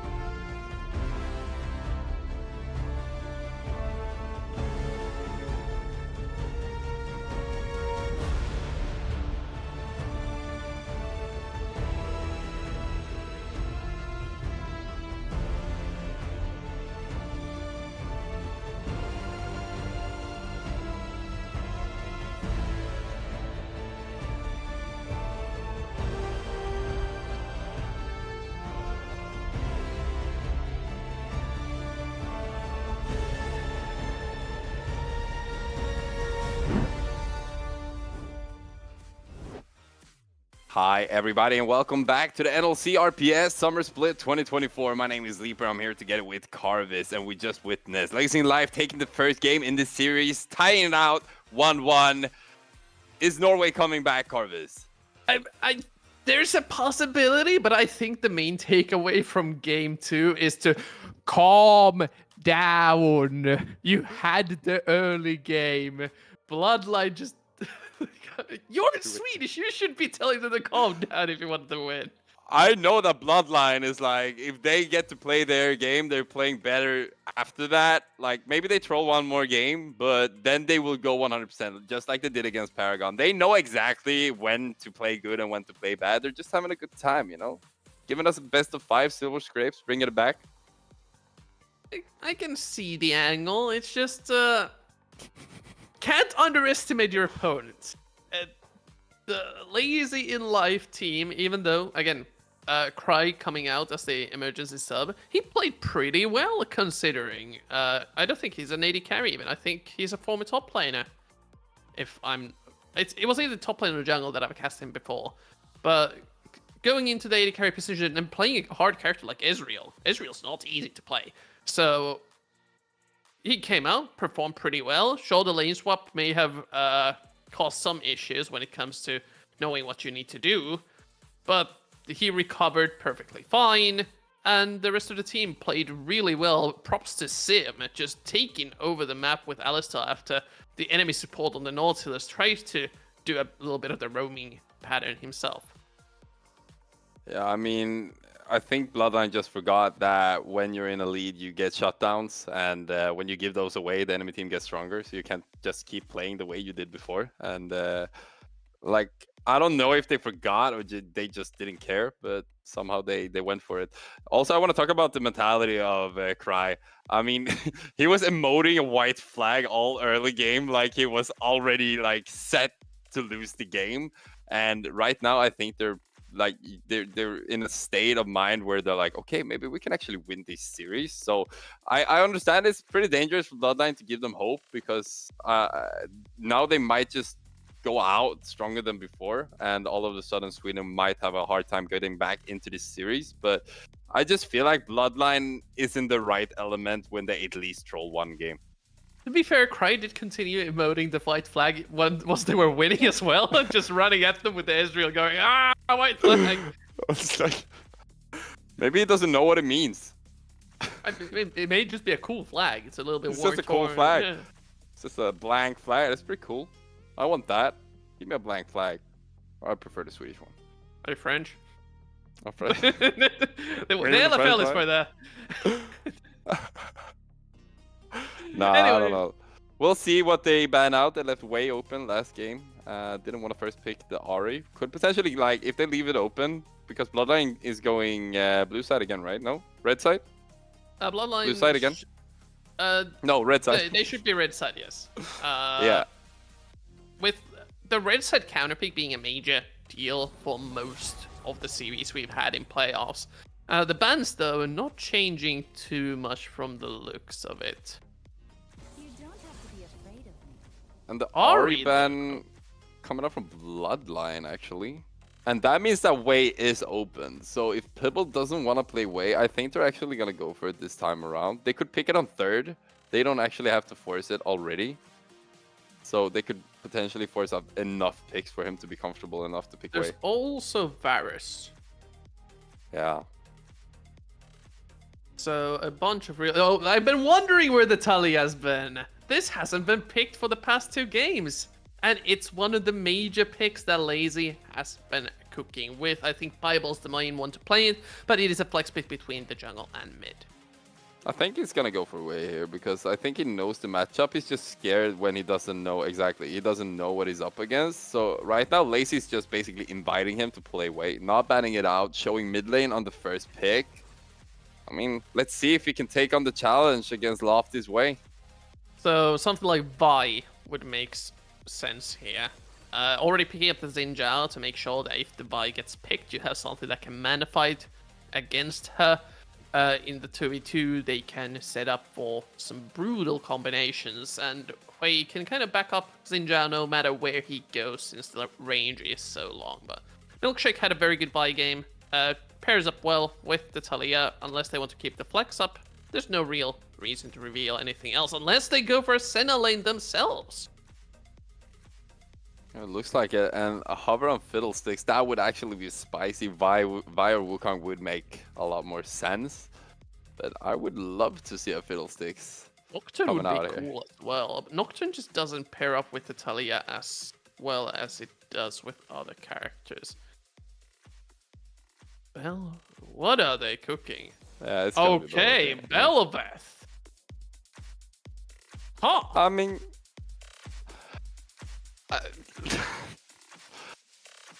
I mean, if you can jump around, it's hard to get hit. Away is gonna struggle a little bit more, but they are going for a late game here with Senna Belva.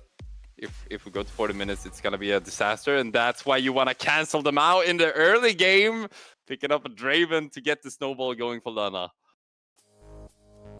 We aren't slowing down, are we? We Nah. aren't slowing down at all. Nah.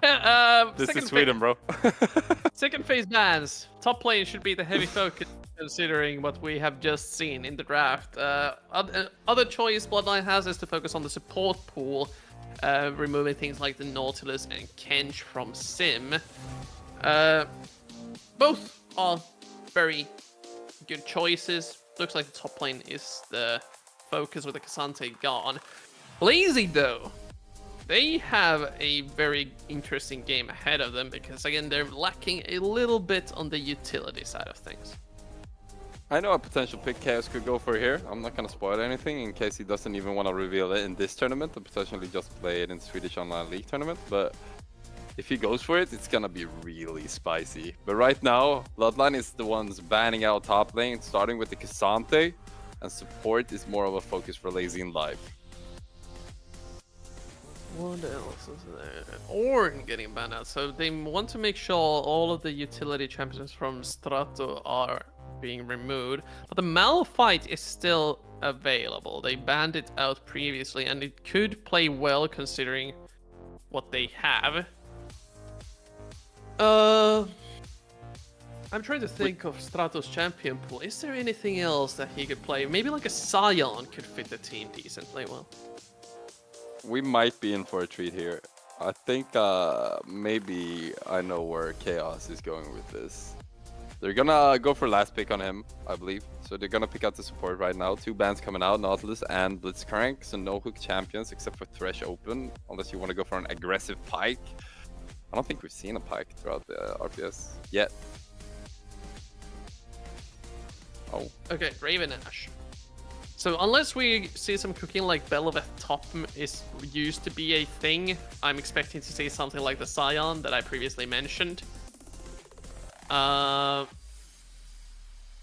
If the Scion gets locked in, what does Bloodline need? They need a secondary frontliner to pair up with a Zinja, or they will be mostly fully ranged. I think I know where this is going. Interesting to see. So, But, Scion like, locked in. Until he reveals it. If this was me drafting a regular old composition, removing the nameplates and removing Bloodline, I would go Aatrox here most likely. Aatrox would do really well against most of the champions on Lazy's team. I mean, he could potentially go Aatrox here, but I think he wants to spice it up a little bit more. Oh, And it's impossible. you can't go when Aatrox. It's Scion bot lane, I think. Yeah, it should be Scion Senna. And then we know it's Aatrox top lane. Okay, he's not spicing it up. I mean, the Renekton is the obvious Come on. choice. This Come is on, Chaos. Chaos's Do main it. pick. Do it. I know you want to do it.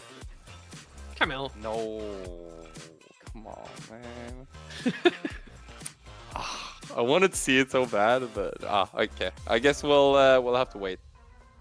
But the Camille already did really well in one game. Yeah. And this matches up decently well into the Aatrox. Eventually, there's a point in the game where they are kind of 50-50, where Aatrox's damage output just straight up blows Camille out of the water. Even if you dodge the third Q with your Hextech Ultimatum, you still might lose the trade.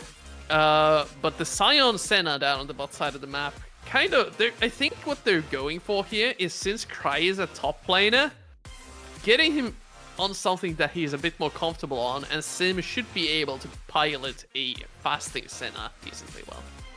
I mean, if they actually pull this off from the Norwegian side, I think Senna will be the next ban for Bloodline, because they just don't want it to enable Cry on something more comfortable, forcing him to actually play AD carry in bot lane. But at the moment, Senna will be coming out here. Luna played it last game, did great, but then they just threw away the entire game, so it didn't really matter. I still want to say that while Bloodline kind of did throw it away, Lazy did punish them really well. They went for aggressive plays all around the map, and Lazy just responded to it with the global presence of the Destiny and teleports that they had on multiple members. So we may see hints of it once again, since you have Graven and Renekton on the Rift. You have a ton of aggressive playmaking potential and snowball potential. It's just up to Bloodline to make sure that they don't overextend this time around.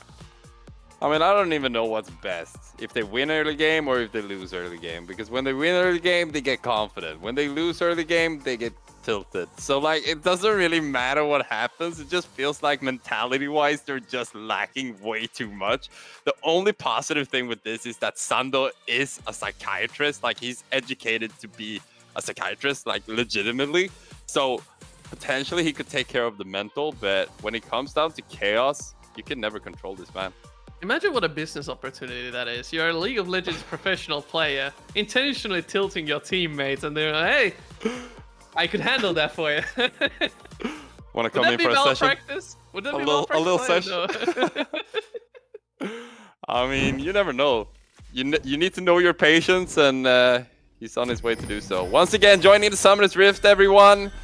Bloodline against Lazy Life. Right now, it's 1-1, Norway and Sweden, and that's a frog. Welcome to the Frog of Legends tournament, featuring Swedish Frog against Norwegian Frog. Which side of the rift is the Frog on, anyway? I think there's one on each side. The river isn't... like, the river animals, I don't think, are symmetrical. I think there's, like, individual animals. Bloodline, though, they're definitely not going symmetrical. They are standing very near Crytubu. Could be a first blood coming our way. I don't think they saw chaos there. So 5 members could potentially rush down this Sion right now. This is a very risky position to stand in, because they're doing nothing. I don't think they know. Are they even gonna check? Maybe they... Oh, there's the frog again. Confirmed. Maybe they expected invade potentially, and they just want to stack and get them from the side. This could be a 125 invade as well. So the level 1 is way stronger on Bloodline's side, so they split the map in a way where Belbeth has to stay on the top side of the map and not participate in the Draven Ash lane at all. However, the Senna is currently near Aatrox, and there's a Sion on the Rift. Guess what that means? Lane swap time! Yeah, it worked out great last time. Yep. Although it was Bloodline who initiated it. This time it's Lazy who are going for the swap. And into the Camille, this could actually be a decent enough choice. Yeah, they're gonna look for it immediately here as Sim steps up and does a lot of damage. Chaos doesn't have flash, by the way. So this level 3 Belveth, who's clearing Krugs, should have the easiest dive of her life. Yeah, Chaos will of course be expecting it, but it doesn't really matter. Vision is there now, so Chaos knows Milkshake will be coming. This is inevitable. They have teleport on Lofty. The question is it even worth to invest it? I think he just has to do his best. Trying to take a chunk out of Milkshake. I mean, level 1, he already used his only spell, so... You know, there's not much to say. He used his only spell before the dive even started, so... He was kind of exposed. They want to try the same thing now for Bloodline in bot lane. Let's see if they can go for it. But even if coming in from the side. Even if Prey dies here, it's a Sion. Kill goes over, nobody dies, but Cry's still alive, gets most of the minions. Some the boss techniques coming out here. Norway stealing from Sweden, not okay. Just a really weird thing. We're basically seeing an Aatrox Senna lane duking it out with Chaos in the top side. Oh, he wants to cancel the recall here. Doesn't And he have- cannot. Didn't have vision. We're going to see it on the replay. Probably going to be the double dive. So as you said, Chaos already used the W. Milkshake with the damage reduction, able to survive the dive easy, and he misses the entire cannon wave, plus the ones that have already stacked it up, down on the top side of the map. Cry, though, just doesn't even try to defend against the dive, really. Sure, Luna gets the kill with the spinning axis, but the Scion passive comes in clutch. He doesn't lose out on XP or minions. Looks like they were going for an additional dive top lane, potentially. But Milkshake is up here. Same time, Cry. I mean, there's not much he can do. He has no summoner spells. Luna should be able to catch. The only positive thing with this for Bloodline, except for the fact that they're getting kills, is that Luna gets to cash out his passive constantly, getting that extra gold. Yeah, that is something that Raven, of course, loves. But Sander. Ooh, cooked up from Milkshake here. Ignite coming out, making it more difficult for him as they pick up the kill. Chaos, can you stay alive? It's gonna be difficult as you fall. Sando still has a lot of HP, should be able to catch the XP on this wave. 1 for 1 in kills, but as I said, Ash is able to get some of the gold and XP off of this. Denying the Camille is what is the most important thing, though. Oh, they're going for Sando here. He is still a little bit too chunky. They're collapsing. Lofty coming from the side. Strato and Sim is in a bad situation. Sim immediately flashing. Strato will be able to get out as well. Double flash to survive. They get out alive, but again, Bloodline buys some time for the weak lane to get some resources. And without Citroen there, Lena doesn't yet have the damage to straight up run the Scion down. Cry's been getting a decent chunk of CS, has the 32. And once he gets a bit of armor, the Collector that Lena is most likely to go for will not be enough to straight up 100-0 the Scion. Instead, they start putting the Ashe along with the Draven towards the top side of the map to see if they can force the Aatrox to calm down a little bit. They have vision here though, so they could potentially swap, but he needs to crash this wave before he could do anything at all about this.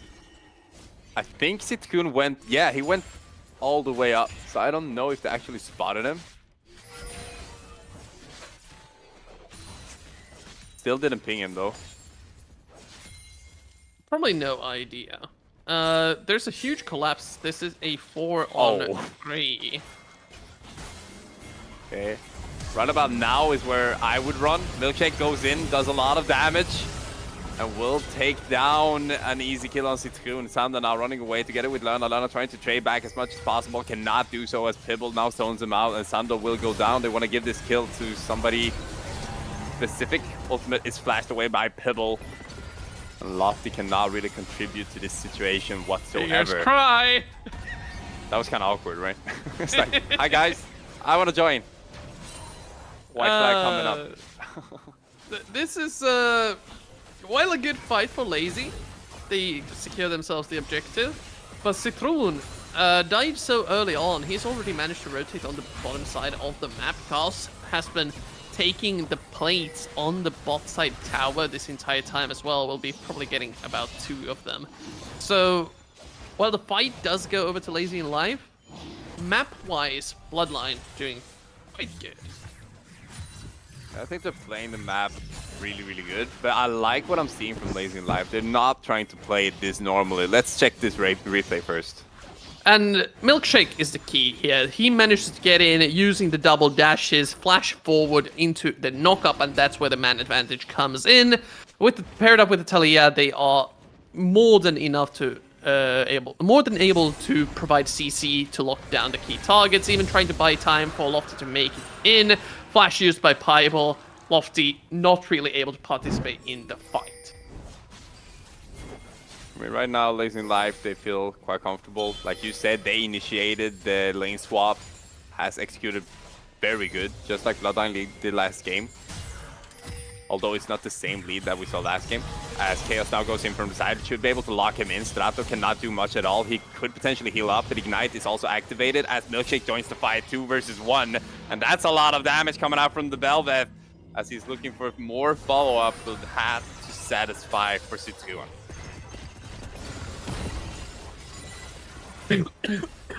Something stuck in my throat. Ah. You okay? Yeah, I'm fine. Just Okay, good. took a swig of water and it went into the wrong side of my throat. So, Kyle's getting dove though. Yeah, let's see what he can do here. Nothing. Yeah, Milkshake will fall here. Is that a shutdown? I don't think it was shut down, but Lofty's there to Yeah. try Pibble and... doesn't have flash. Wasted that in top lane, or actually used it in top lane earlier, so this ultimate will hit. Sitskuun is there for the follow-up if needed, but not... There will not be a need for that, as Lofty just secures that kill quite easily. And still, even with all this action going on, the game is fairly even. The gold is quite oddly placed. Since the Draven got the 2 early cash outs, you have a good 4k on your AD carry. But the rest of the map looking kinda weak, while the Bel'Veth and Aatrox on the side of Lazy are pretty much unbeatable in a straight up 1 versus 1 engagement. Yeah, they're sitting on a lot of gold. Lofty using his last potential spell with the mana he's possessing at the moment and just barely staying alive. Mid lane, the target this time around, just rotating across the entire map, getting as many plays as they can before the 14-minute mark. And Strato and Sim have coordinated this beautifully ever since the early game. The top lane and support just kind of adapting into this lane swap. I think it's kind of interesting how Lana actually adapted to this tournament. He's not the main ADC for Bloodline, as we now see Sitskuun joining top lane once again. Flash is available for Cry, but I don't think he's gonna invest it. He's gonna go back in and try to fight this as teleport comes in from Strato, who wants to find Chaos. Chaos with the mobility is doing a lot of work. Will fall eventually, but maybe he could drag it out long enough for Sitskuun to stay alive. It looks so as he goes back in. Strato did not secure the kill, and it's actually a 1-for-1 after all of that. Costs it through his flash, but he does get the kill back. Initial gank goes a little bit haywire, as Bloodline realize they don't have the damage to take down the Scion, who's been able to farm up, who's been able to keep himself within the XP gains of a regular old top laner. Oh. They're committing so many resources to this top side though. Yeah, 4-man going for Sitskuun, who just used his flash, so he will not be able to escape this. But they're also 4-man sharing plates. I mean, it's still gold for everyone. Like, taking down the first tower would be quite good as well. Letting Sim and Strato take over the push for now. Cars, though, reminder, no flash on this Camille. They still want to look for the play teleport. Yeah, Chaos coming in from the side, looking for Strato, but they will start with Sim. Sim actually investing his flash quite early as Ignite is popped as well. Sim will fall, and it's Chaos picking up the kill with a quick answer from the Swedes. But they did not actually punish the map much at all during 4 members of Lazy being topside. The gold lead has been extending towards Lazy. Sander just echoing Cry as he's just trying to get kills. Lenor! Sidestepping good, but not enough. And Pibble will stay alive, and the solo bowler coming out clutch here for Lazy in live. And if we could have a look at the items, I think we're approaching some critical power spikes for Strato and Pibble. Yeah, first item is complete, and the Profane Hydra as well. Lofty getting taken down mid. Yeah, Sim perfectly playing that out together with Cry. No flash available, used it earlier, which means that Sitskuun together with Sander should be able to secure this kill. They get the slow on Sim as well, but Milkshake coming in from the side will be knocked back by Sitskuun.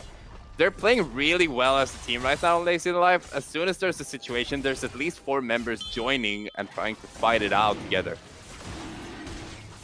And as we mentioned, don't underestimate your opponents. Lazy Life playing well to their own strategies. Cry there to that's sub a in lot with of the damage. Scion. Sander takes a huge chunk out from the Dawning Shadow as well. Doesn't die, but the lane priority is being kept all around the map by Lazy. Also, Strato investing his flash there, which potentially could be critical when it comes down to some neutrals. But Dragon is already picked up, and I mean, right now the map is just belonging to Norway. They're just taking over. Pibble is free to push bot lane. They have 6 grubs, they have 1 dragon, and right now they have a gold lead of almost 4,000 gold. Still need to break the inner circle of towers before they can really start extending the gold lead and denying resources from the jungle for Bloodline. They're on good pace to do it though. No objectives on the map, so they have nothing else to do than contest the Herald or siege down the middle tower. Couple of resets coming in, get the items that you need, and then they should be heading towards the top side of the map. But Bloodline has a small window of opportunity to set up vision and look for picks. You have Ash Arrow, you have the Xin Zhao. The tools are there, just need to find someone from Lazy making a mistake. I mean, let's not forget about the most important player for the Swedish team, Lofty. He has his secured pick way, hockey pick for him, and it still hasn't really been enabled in fights. So let's see what goes on later. Chaos sacrificing his life and not even getting the turret. I mean, that's something he would do. And while normally you'd be like, okay, I got the tower, you're giving kills to Belva, who kind of snowballs similar to a scaling champion. Lofty is dead, I would say. That's the best way to describe it, yes. That's basically it. 2 quick picks on the side lanes. And right now they're pushing every single lane. They're going a simple 1-3-1, and they're doing a lot of damage to the structures of the Swedes. Bloodline trying to catch the Oh, good jungler. ultimate coming in from Sando though. But also we know that Milkshake is very, very strong.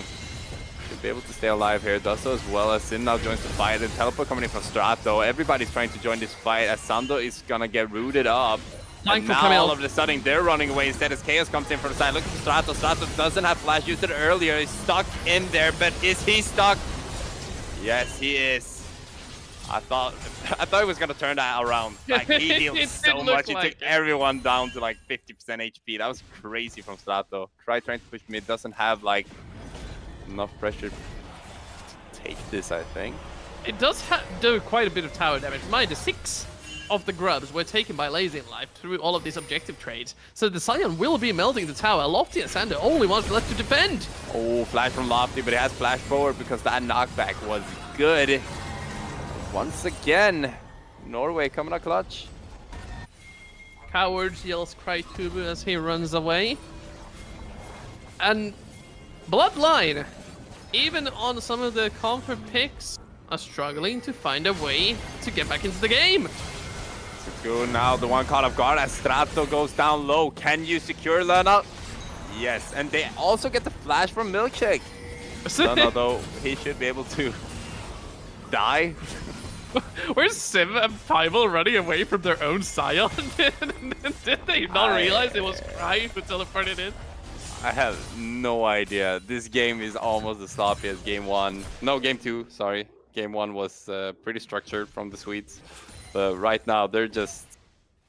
Lazy is just better. It is looking quite bad for Bloodline, but we saw in game 2 the comeback is always possible. They just need to get enough gold onto Lofty that he gets the 2 item mark and starts to deal enough damage to these very, very annoying frontliners that Lazy has quite a few of. Strato, Milkshake, and Cry are just forming a core that is impassable for the Bloodline carries. I think Strato is having a great game. Game 1, Chaos was just taking over top lane, but right now they're taking over from Blazing Life.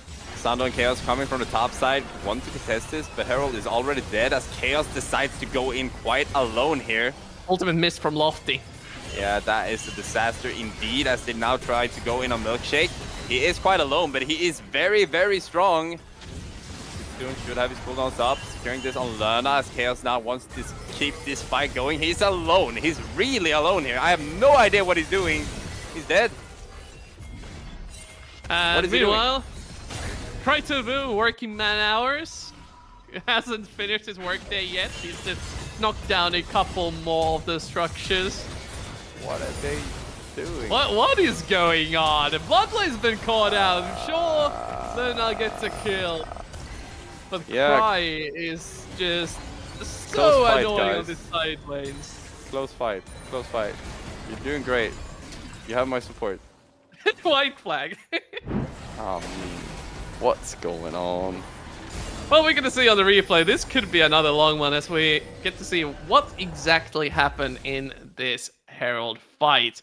While they do catch Milkshake trying to dash over the wall here, doesn't make it all the way through. So Bloodline gets a free kill off of that.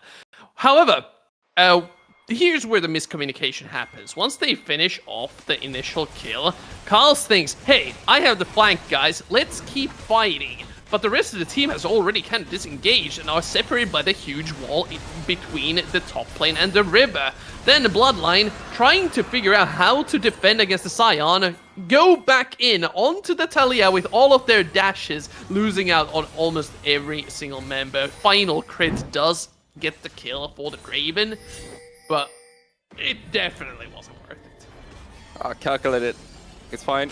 Guys, so right now the plan is to build up shutdowns for the enemy team and then kill them. And how is Lofty going to achieve this against Scion? No, don't worry. He's got this. He's got this. It's fine. Citroen was still Baron. Guys, look at this. The Swedish steel coming in. But was pretty low. Ooh, it's actually going in quite early here. Baron's Was able to, 3.6k. touch some projectiles. They're scaring them away, actually. Milkshake has to go back in if he wants to steal this. Chaos is trying to take him down. Cry will push at the same time. Milkshake is already dead, and it's Baron for Bloodline. They found a mistake. Lazy felt overconfident, forcing them away from the Baron. Deal enough damage with the poke onto their jungler. Sure, they may have lost an inhibitor tower for it, but this time around, Bloodline comes out ahead in the trade. Now they have the initiative to start putting down pressure. Objective bounties are still on the map. If they crack, for example, the middle outer tower, which has long lived its due life, they should be getting back into the game, at least gold-wise. Still, the pressure on the map is left to be dealt with, but this should give a nice little pace change for the Swedish team. I mean, I think Sim is pretty grateful he picked up that Edge of Night right about now. As people will sidestep the Crystal Arrow and it will hit him.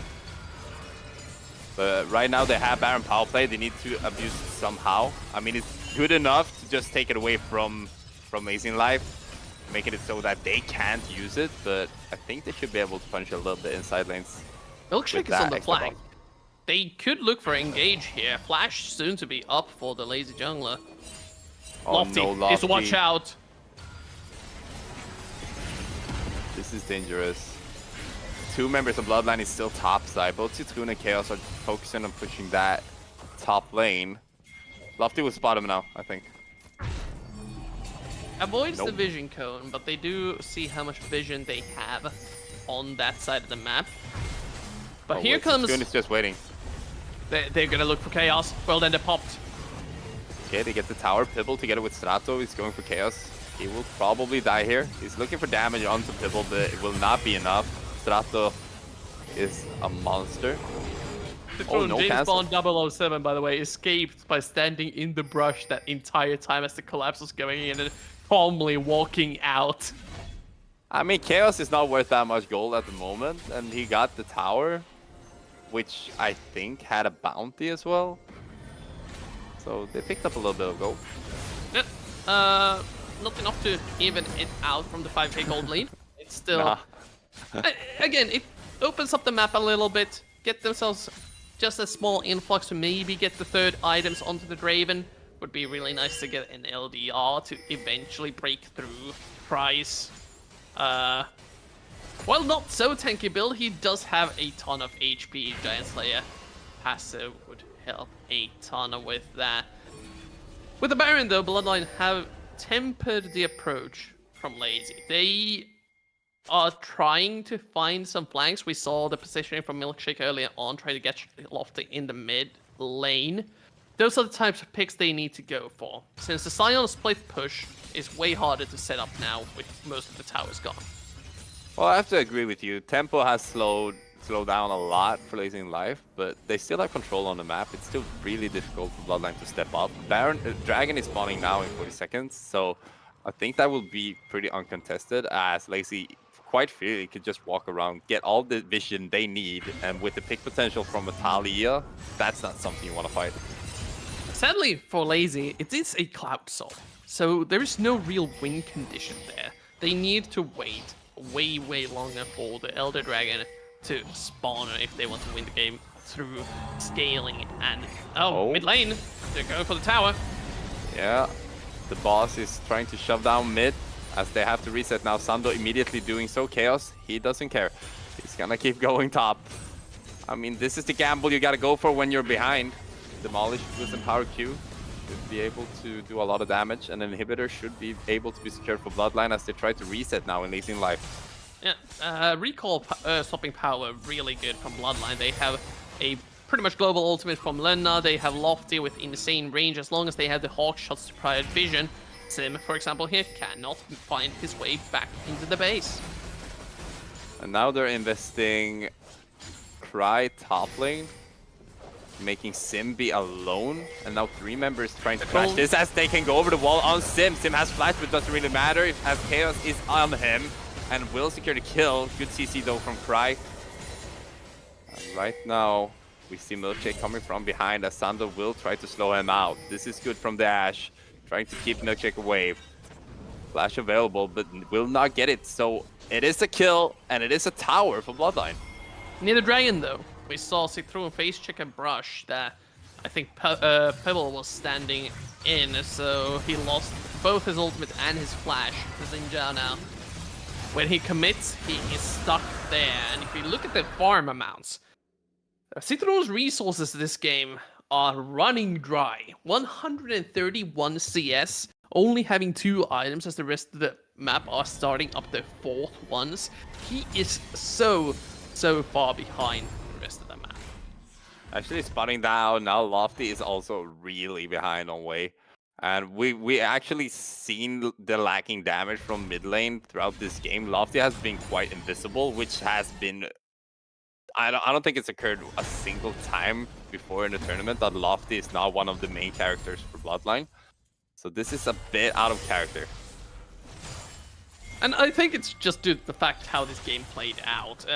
Against Atalia, Hui is in a bit of a handshaking matchup, but he's had to roam constantly all around the map to make sure everything doesn't fall apart. Lofty's been a huge part of those small interruptions in Lazy's aggressive play. But it comes at the cost of the resources. Pebble is way harder to deal with when he comes in with the Weaver's Wall. Just really quickly approaches the enemy team and goes for a trade. Just like Chaos is trying to trade his life for the tower. Once again, Chaos not caring about anything, trying to get out, and it actually looks like he will be able to. Close. That's pretty disgusting. Sim does have ulti though. Sim has ulti. Oh, there, he missed.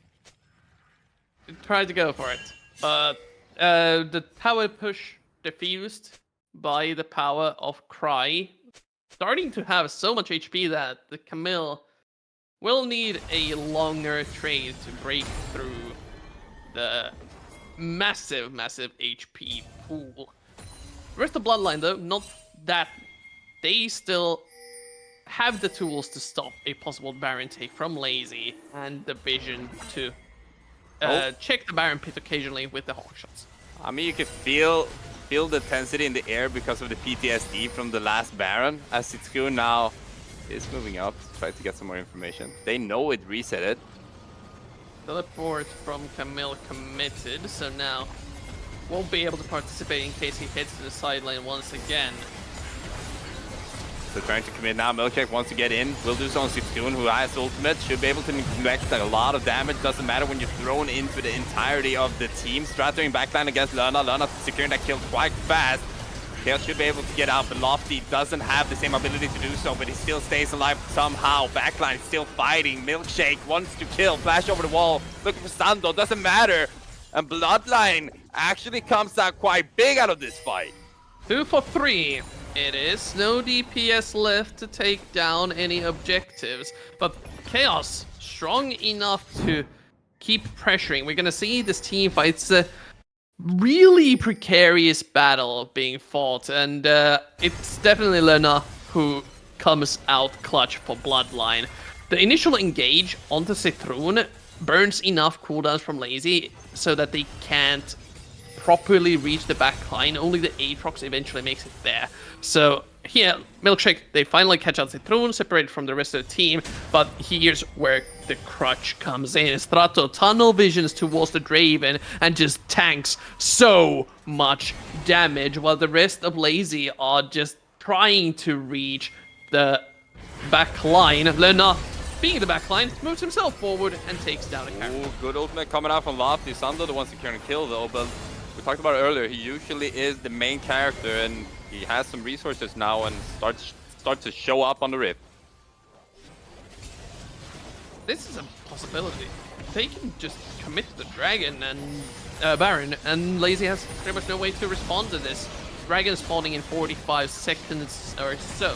That is going to be the next point of contention, but Bloodline, out of nowhere, it feels like it's the game. Are you getting some Game 2 vibes? Because I'm getting Game 2 vibes. It's a reverse of Game 2, where the early game goes really well for Bloodline, and then they throw it. Now it went really badly, and late game they are starting to make the comeback.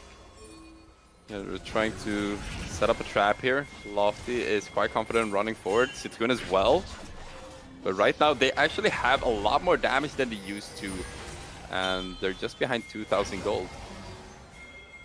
So right now they could potentially take a little bit more sloppy fights because they're back in the game. Slop. Chaos. No. I don't think Lazy's gonna allow anything that could be considered sloppy. This choke point so dangerous to fight. No in. flanks available though. That makes it easy for our Bloodline to just throw random spells. But they will get the push mid lane. Chaos looking for a flank for Bloodline though. Has the GA, so he can buy time. Lana is quite alone here. The Draven needs to stay alive. Sitoon, the only one with Smite. Good ultimate coming out, but Pibble still Age of Night has that available as Chaos comes in from behind. Sitoon still alive. Nobody dead quite yet, but low HP right now in Lazy Life. And I think they have to give up this dragon and just run away for their lives. Trying to reach with a final Thunderstrike. Lofty not able to hit it, but they seriously have come back into this game. Now they have the DPS to chunk down anyone who comes at them. Again, no, it's mostly bruiser items or just straight up damage on these frontliners. Belveth, Aatrox, both of them just committing hard to assassinate anyone who comes close. But if they can't reach their targets, they're just target practice for Lofty. Look at this. Like you're saying, target practice, doing a lot of damage as Lofty gets caught off guard. It's a great pick for Lazy in Life. Sitoon has to flash away. But an additional flag coming out here, and they're looking for every single kill. Sander goes down as well. And now Chaos alone in base, looking for the kill here, and will get it. Milkshake does a lot of damage though. Chaos has GA. Could he potentially burst down a Belveth? Find out in the next episode of what is Chaos doing. I think they lost. They might have lost this. Sion is in their base. Sure, Chaos is a bit of an issue. They recall to stop him, but Pibble and Cry both have TPs. Only Draven left alive. It's 1 against 2 on the defense with a bunch of minions still left. Let's see what Lana can do to defend this. Cry is very, very tanky as Pibble is trying to hit Lana. Lana is doing a good job sidestepping. Lofty is respawning, so is Citroen. It's just gonna be a Nexus turret. They managed to hold on. Enough damage was done by Lena. We're gonna see it on the replay. What on earth happened? The combination of Cry and the Weaver's Wall. Never mind, live! Sanders been caught. Yeah, now Ultimate coming in from the side looking for Lofty once again as Citroen gets caught. Lofty staying alive for now, but a lot of range coming out from Sim, and this should be game as Ace comes out from Lazy and Life. It was harder than they thought, but game 3 goes to Lazy and Life. There were hints of a comeback there. Bloodline did look like they may have found a response through the sideline pressure of Chaos and the eventual scaling from Lofty and Lena to make it back into the game. But one mistake was all that Lazy in Life needed. Through that accumulated advantage, all the towers were gone. They had the 6 grubs taken and just ended the game off of that single mistake. I mean, I'm not even convinced anymore if Bloodline is just trolling or if they're just getting outplayed completely on the map. Well, we'll see if Norway can close this out. They're 1 game away of being NLC RPS champions 2024. We'll be right back with game 4.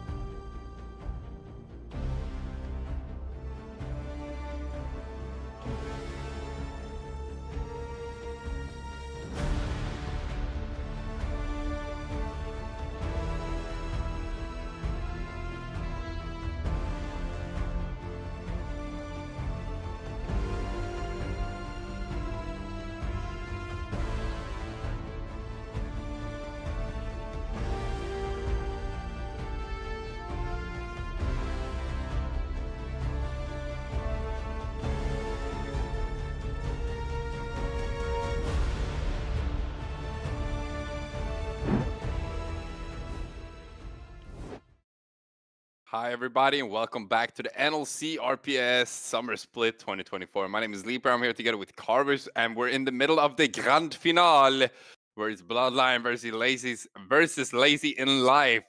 Bloodline took game 1, and now 2 straight games for the Norwegians. Yeah, and now Bloodline need to figure something out pretty fast because the R5 counterpick that they've been playing around did not really go their way. That lane swap just completely destroyed Chaos's plan to once again take over the map with the Camille. And with the lane swap now being threatened by both teams, the draft could change considerably. Here's my prediction. Both teams will lane swap. And then they would be like, what? And it would just be bot lane going top and top lane going bot. But if both teams lane swap, is that a lane swap? Yeah, because bot, top, bot, top, top, bot. But then you're just playing top versus top and bot versus bot. Yeah, but in top.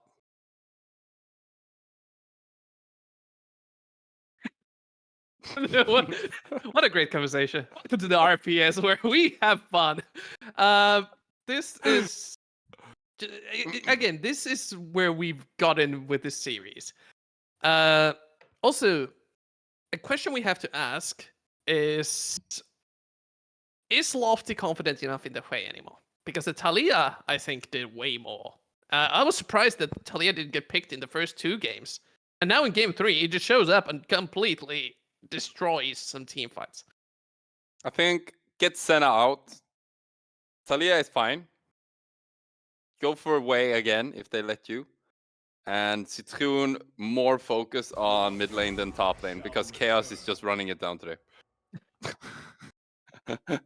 Yeah, the toxicity is getting even to the cast. I mean, have you seen him the last 2 games? Game 1, he was a beast. Game 2 and 3, what are you doing? The Swedish genes, they're boiling. They are reaching. That's what I have no idea what he's doing. The bans, so far, the same. Bloodline has a couple of things that they need to be careful of. Again, since Cry is a top laner, there are a plethora of champions, including Sion, that can be used for this lane swap thing. So even something like we've seen Vayne. If anyone here plays Vayne, there's a chance that we could see a ranged side laner battling against some sort of a tank or a passive bot lane. We saw the Alistar. What was the AD carry? It was Alistar something that couldn't really do it. Alistar Ezreal that can't really do anything in that lane swap matchup. So, those sort of lanes probably need to be. There we go. There's the Senna ban. Let's go, Bloodline. There we go. Now we're winning. That means the Ari is left up. I'm just kidding. I think they will go for Wei now. I don't think Wei was the problem. I think Chaos was the problem, and I'm continuously just gonna blame him for that entire game.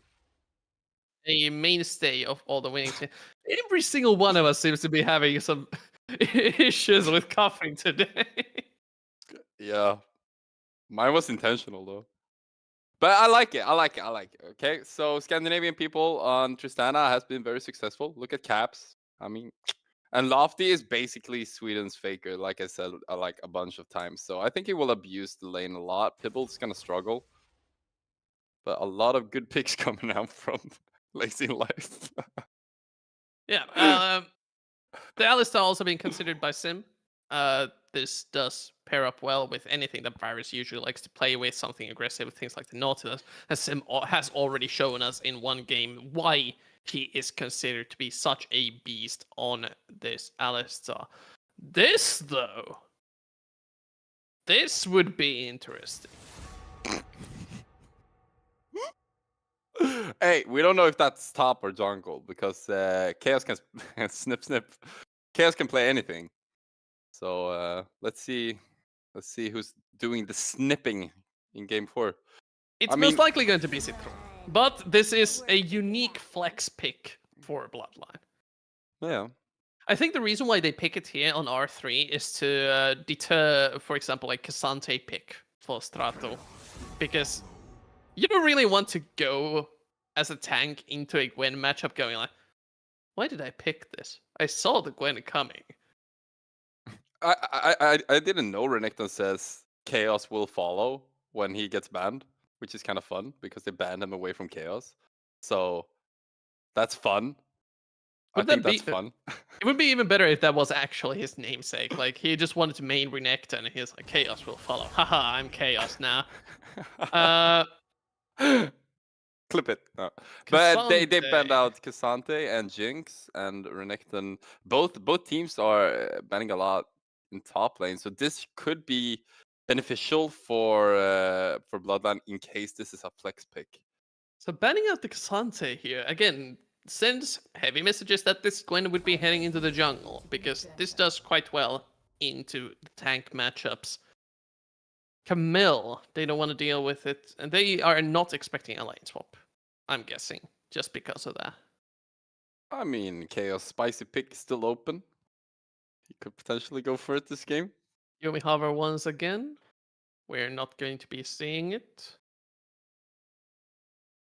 Do they just go for the Nautilus, even though it's not that great versus? Okay, they do. Oh, there we go. So Chaos potentially going in for the last pick here, as we think Citroen is gonna play Gwen jungle. Has done so before very successfully. Right now, they have their back against the wall in Sweden, as Lacing Life is one win away from securing the NLC RPS. If they pick this Jin, lane swap is back on the table. Because I don't think Jin does really anything in a lane swap situation. Sure, he has like decent damage on his auto attacks, but Alistar Jin, I don't think that's the best lane to punish a top laner with. And Sion's still available. Like, Bloodline needs frontline. It's just that does Chaos play that sort of a champion? Is he willing to take one for the team so they get insanely good lane matchups? Nah. I can tell you right now, no. He's not gonna play frontline. Oh no. Well, I mean, they need frontline. 100% they need frontline. It's just He's gonna pick Darius. Hey, pick your fun pick, not Olaf. The fun one. Darius seems to be the consideration. It does get locked in. That's not fun. No, it's not fun for you, nor for the top laner. I mean, if So- he gets 5 stacks of hemorrhage, it's fun. Against the Aatrox, that should be achievable. It's not the best matchup for Aatrox by any means. Sure, you have the range advantage in the early game, but since Chaos will most likely be rocking the Ghost, range is nothing. The range is nothing to him. He will just run at you, and if you ever use your dash badly, you can just get pulled back on reaction by the Darius. So the only thing I'm really afraid for Bloodline is, do they have enough tankiness on their team to survive the picks from Sim and Milkshake? Okay, hear me out. Okay. Last time Bloodline was down and had to win, they started playing Gwen jungle on Citroen, right? Now they're in a similar situation. They picked Gwen jungle once again. I'm getting some vibes here. Some reverse sweep vibes. See, the thing is, while normally I would agree with you, reverse sweep is usually where the magic happens, and they've put themselves out of the comfort zone by winning one game already. So we don't have the NLC reverse sweep magic anymore. Now it's just raw talent that will let you make the comeback if you are prepared to go for it. Okay, Corvus, do you think Bloodline will win this game? I am doubtful. I'll be real. I would have loved to see a little bit more playmaking tools on the side of Bloodline for this game. Sure, they have the Nautilus, but the rest of the team is just kind of, let's run at the enemy. But we'll get to see it on the Rift. And a reindeer, right? Or a stag? What's I think that called? that's Stag. That's a stag? Reindeer are like, there's no snow here. That's usually where you see reindeer. And reindeer I have like like, you know, I think reindeer's horns are wider. They go like way more to the sides. I mean, I sort of want to go to game 5 now because I want to see what else kind of animals we can spot on the map. There's a bunch of them. If you have That's- Swain on the rift, there's a ton of crows all around the map. Oh, really? Yeah. Are you a bird guy? I am very much a bird guy. For Oh. those of you who don't know, when I was in whatever the English term for gymnasiet is, I went Yeah, to exactly. a High school, I think. high school. I went to a pure biology focused high school. So I yeah. have a ton of weird animal facts. Oh, really? That's kind of fun. Okay, nothing's happening. Give me a weird animal fact. I'm trying to figure out what are safe for stream. Can I pick an animal? No, let's go with okay. I'll give you a cool mushroom fact. You know those poisonous mushrooms that are like with white dots and red. Yeah, like floating swamp. Yeah, they're yeah. some like fly mushrooms. Those are actually edible if you boil them like 2 or 3 times. And I don't even know what the word is in English, but there's like a special cooking method that you have to do to them. I sort of want to do that now. Please don't. Okay. It's not worth it. They apparently taste very mid as well. But it's kind of cool to flex. Like I ate one of those, and I survived. There's also a mushroom that smells like a dead body. Yeah, of course. Yeah. As nature does. Can we But have yes, like? as I said, the game is just at this point, nothing's going to happen on the rift for a good while. Something smelling like a dead body. Oh, don't worry, man. It's just the mushrooms. How did we get to this? Why did you make me do this? I'm not doing anything. I just like you said you had facts, and I want to know. I'm desperately trying to figure out like, since of course most of the weird facts that I know are like weird, and I don't want to sound weird. I just want to sound cool. I don't think you're weird. I think it's cool to know stuff about mushrooms. Yeah, mushrooms are cool. It's just that most of the animal facts are like what sort of diseases koalas have in their genetics, and that's not cool. That's just disgusting. That's pretty cool. Is it the same type of diseases that Swedish people, like humans? Swedish people. There's no such thing as humans. There's just Swedish people, bro. Oh god. It's even better if you know the fact. Okay, what fact is it? What kind of disease is it? They can have STDs. Oh, cool. Welcome to the stream, everyone. Gotta catch 'em all. I think sloths and koalas both can have them. Can't remember like which way around it was, but yeah. Hey, we could have some action on the map. Milkshake's down on bot side. No, we can't. He's resetting. Let us talk about the game. I'm getting. I'm getting. Okay, it's embarrassed. actually staying. It's actually staying. So potentially we could see something here in bot lane. But Sim Sim does have has flash. to. Yeah, exactly. He has to do a flash play here if they wanted to go for it. Lana is quite stepped up, but nope. Not yet. Oh boy. I wonder what the production thinks of us. I mean, they said entertain the people. We're entertaining the people. I mean, entertaining is a very broad term in the sense. This is starting to Exactly. sound like a LCK cast. That's good. That's like the highest level of casting.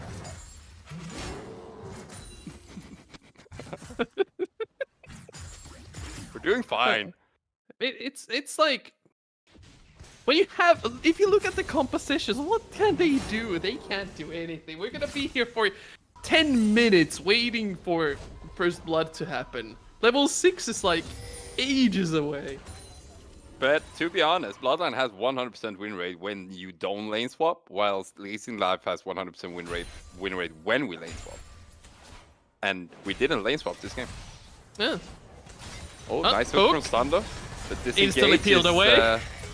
really beautiful here, as Sim might have overstepped a little bit. Will be traded down to 50% HP. The lanes have been so passive. Both of the supports still have their initial health potions. Well, I mean, it's game 4. Blazing Live right now, match point. There's a lot at stake. So both teams has like done a handshake earlier. Let's play a little crazy in the finals. But at this point, you know, like they could close it out in Lazy, and Bloodline could potentially not be champions. So I guess they're feeling the pressure a little bit. Mm. Okay. I'm gonna switch it over to my actual study field. You wanna know a cool language fact? Yeah. Finnish and Japanese have a ton of overlapping words with no relation to each other. What? Yeah. So, for example, the Finnish word for risu, which means twig in English. Nothing's going to happen, don't worry. Yeah, it's fine. Means squirrel in Japanese. No relation. Oh, really? It just happens to be the same. And there's way more of those examples. Yeah, I mean, you guys have really weird words as well. Okay, coming up, biggest fight so far. Sim coming in with the 4-man knockoff, and it's looking good for Lazy's Life. Sander will be the first one to fall, and Sim is coming up clutch for Lazy. That was a beautiful 4-man knockup. Miracle that only one kill comes out of it, but at least they get the objective right afterwards. So it's such a beautiful one. We gotta see it again. Like, give us some slowdown as well if you can. Sim, flash pulverize into absolutely nothing for quite some time. Pibble finally gets the combo in. It doesn't even go for the charm. So Bloodline knew that they have to retreat away from this. Only the support goes down, and of course the grubs as well, but Lazy finally gets some action for us on the map. Like, now I sort of want to come up with some weird facts. What do I have in my arsenal? I mean, Never mind, Lofty taking a lot of damage in mid lane as he has to trade back now. Wants to push in this wave, potentially reset. I think it's Cannon Wave now? No, it's not. no. He's just going to be able to come back. Doesn't even have to base, just because Sando is there to back him up in case of any aggression from Lazy in Life. Aggression in our game 4 can't be. Yeah, exactly. But right now they're leading, just 300 gold though. Lazy Life have shown a lot of aggression the last 2 games and has been successful because of it. And continuing so here in game 4. So, I'm still trying to figure out, like, what sort of facts could you have? Do you have to go to med school? Yeah. So wouldn't you have, like, cool medical facts? Sure. Did you know that tall people has a lot bigger risk of just getting a random collapsed lung? That's not a fun fact. That's horrifying. Oh, it has to be fun? I would prefer fun facts. People that have dry earwax, their sweat doesn't smell. Look, mid lane, Lofty, going down low here. Milkshake has to flash away. The charm is good from Pibble, but not enough. Yeah, it's actually true. People with dry earwax, their sweat doesn't smell. What sort of correlation is that? I don't know. Cool. That's more of a fun fact. That was fun, right? Yeah, that was very fun. A non-smelly fact. Sander Outside. coming in now. Citroen trying to join the fight. Sim has to use his headbutt early. That means that Lerna can step up, and this should be the first kill for Bloodline this game. Yes, we have aggression topside as well. Milkshake, go in, go in. No, don't retreat. I love how he just stood and giggled because he saw him running away, so he just pressed laugh. That's just BM. What have we come to? 10 minutes. We had 2 kills per minute in an earlier game in this series, and now we've reached 10 with 2. Yeah. I mean, we're probably gonna see it all today. Well, first item's starting to be completed. Citroen has the Nash's Tooth already done. And with level 6, with first items, comes the next dragon as well in a good 30 seconds. Mid lane, you see Sim as well, trying to look for any sort of angle, maybe just setting up vision. Yeah, both objectives will be spawning quite close to each other when it comes to time. And right now, it looks like Citroen is gonna stay on the bot side, but it's good zoning from Sim right there, giving some information to his team, trying to stay safe at the same time, has that blasting cone, and will spot Citroen on bot side. So potentially they could rotate up, but I think Milkshake is way too far down to change his pathing. Pibble just regrouping with his team. They would love to get a Hextech Drake for themselves here. The annoying part for these two Drakes to be the first two ones is that now the Drake Wing condition is a lot less powerful. Both Infernal and Hextech are the ones with the... We'll talk Chaos about the this one later. pulling the trigger in top lane. He has the stacks of hemorrhage, but has to go down low. Flash from Chaos will not be enough. Yes, it will! Solo Bolo, Sweden coming out clutch. They fight. Now, at the same time, Sando looking for damage here on Sim. Sim tanking a lot of damage. Did this in the other games as well. Then it was a winning concept. Looks like it might be, once again, low HP will be secured. And I'm guessing we're not seeing more action in bot lane. Just securing the objective and going from there. But Chaos playing the solo kill really, really well, even dodging the last Q that could have healed Strato to possible survival HP amounts due to the Qs healing for quite a bit. Milkshake.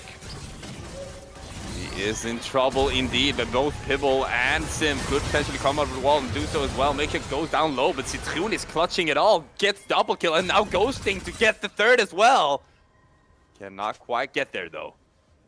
Got cooldown on the summoner spell, just in case Pibble would overextend, trying to run after him.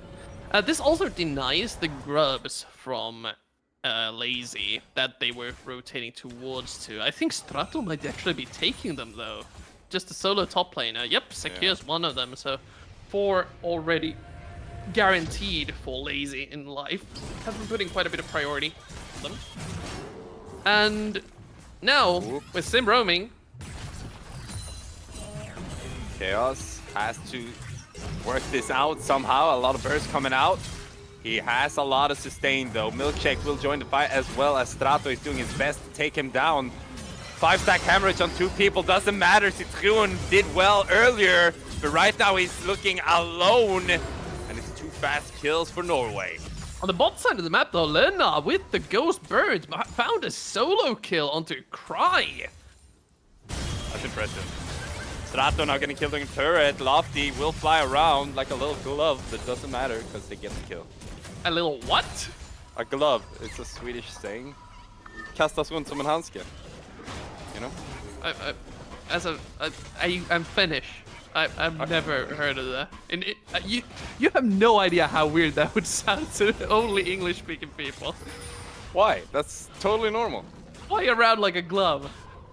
Yeah, threw him around like a glove. You throw a glove, Yeah, you know? I mean, I guess I can see. I mean, I shouldn't speak. I'm Finnish. We say like, you know how you say piece of cake as like a term of this was easy. Yeah. We say easy sausage. Nice. We say that if you wait, let's see if they fight it first. What else do we have? If you wanna dib something, you put rhubarb on somebody's bike.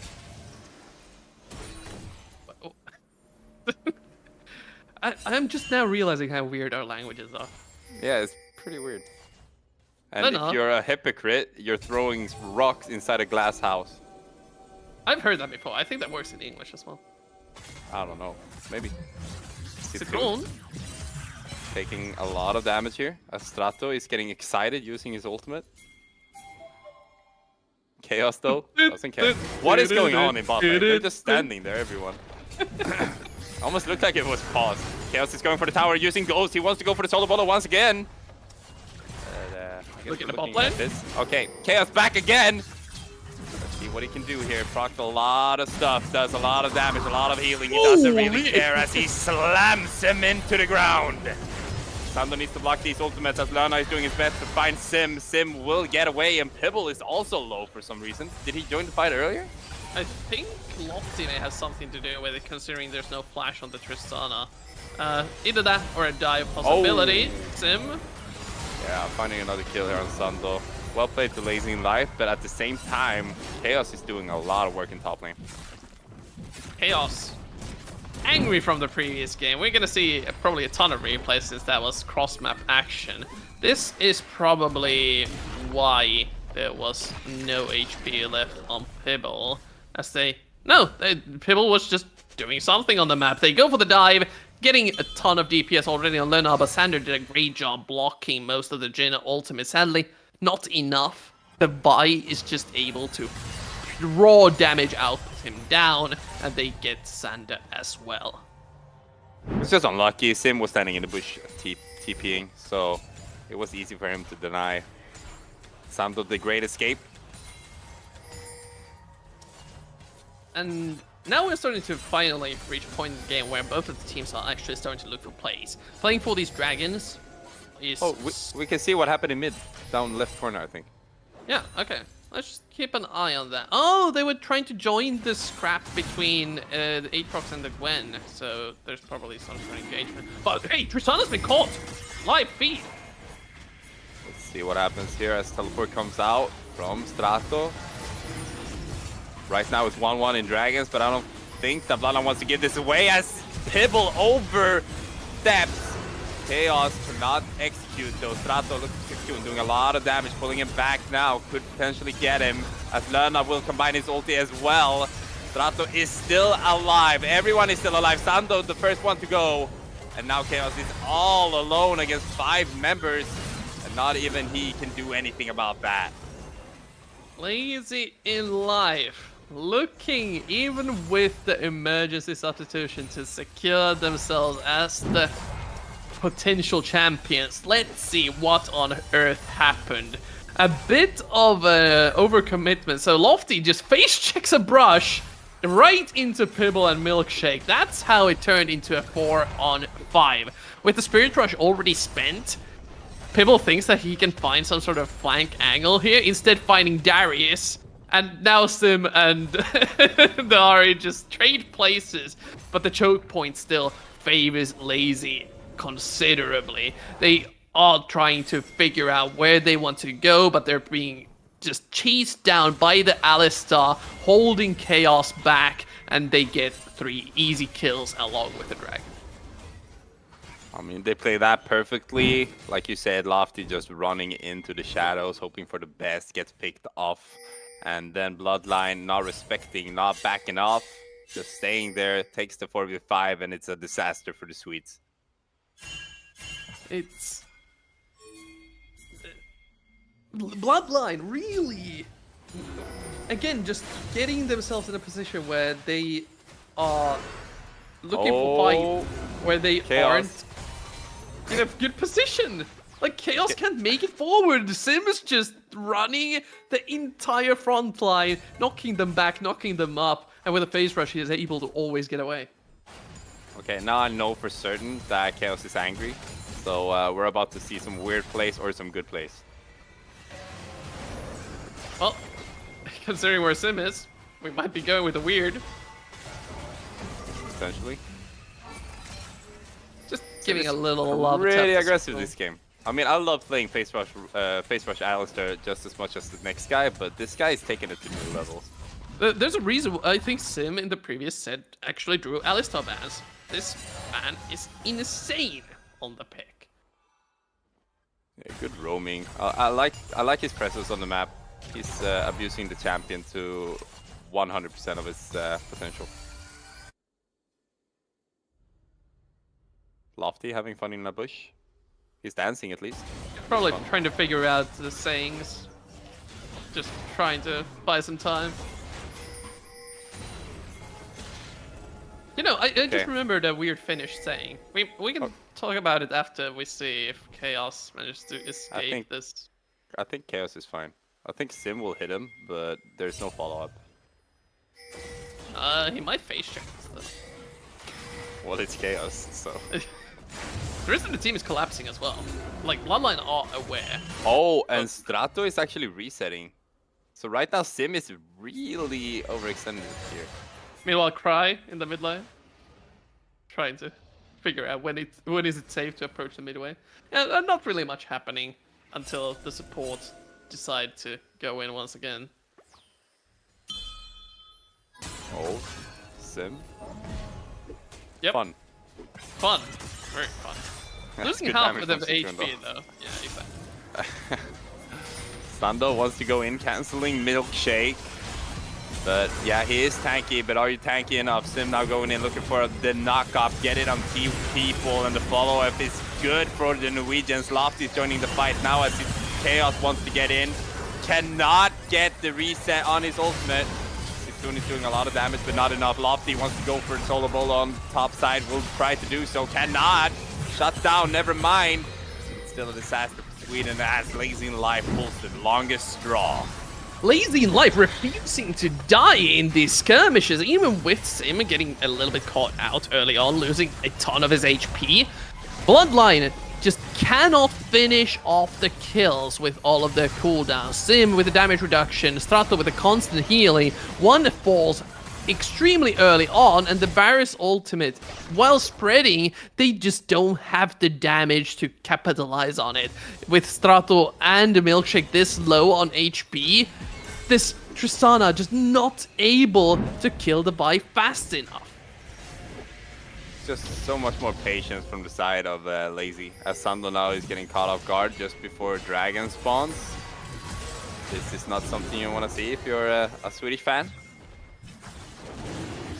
What a comeback from the initial way the series was going. Lazy in Life finally finding motivation after reaching Division 2. Chaos could get caught. But he is positioned well to find a potential kill here as Cry has to flash away. Chaos needs to sustain if he's gonna fight this. Cannot. Lofty getting shot. Wants to get a kill. Cannot. And right now, they're just picking them off one by one. Lana is the next to go. Looking for Pibble. Was pretty close to get him. Citroen now together with Sando. They have absolutely no damage. Citroen will just get CC just like everyone else. And potentially they could go for the finish here.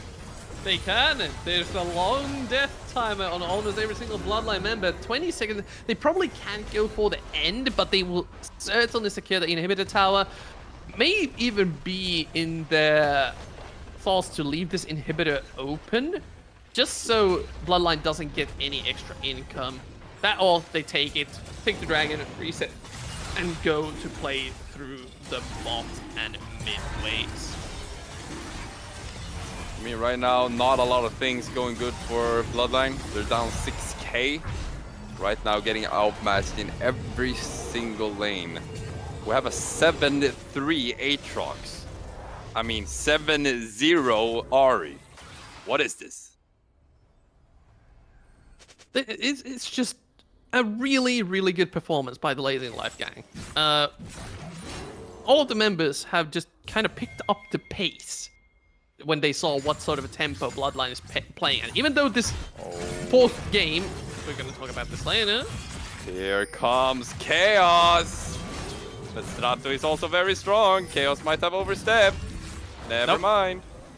Gets the 800 gold shut down, but top lane, we have another fight going on. Sando, you have to block for Lofty. Lofty is doing a lot of damage, but not enough as the burst comes out from Lazy in Life. Once again, Citroen wants to do something here. Wants to try to turn this around. Pibble, perfectly positioned, just like Cry.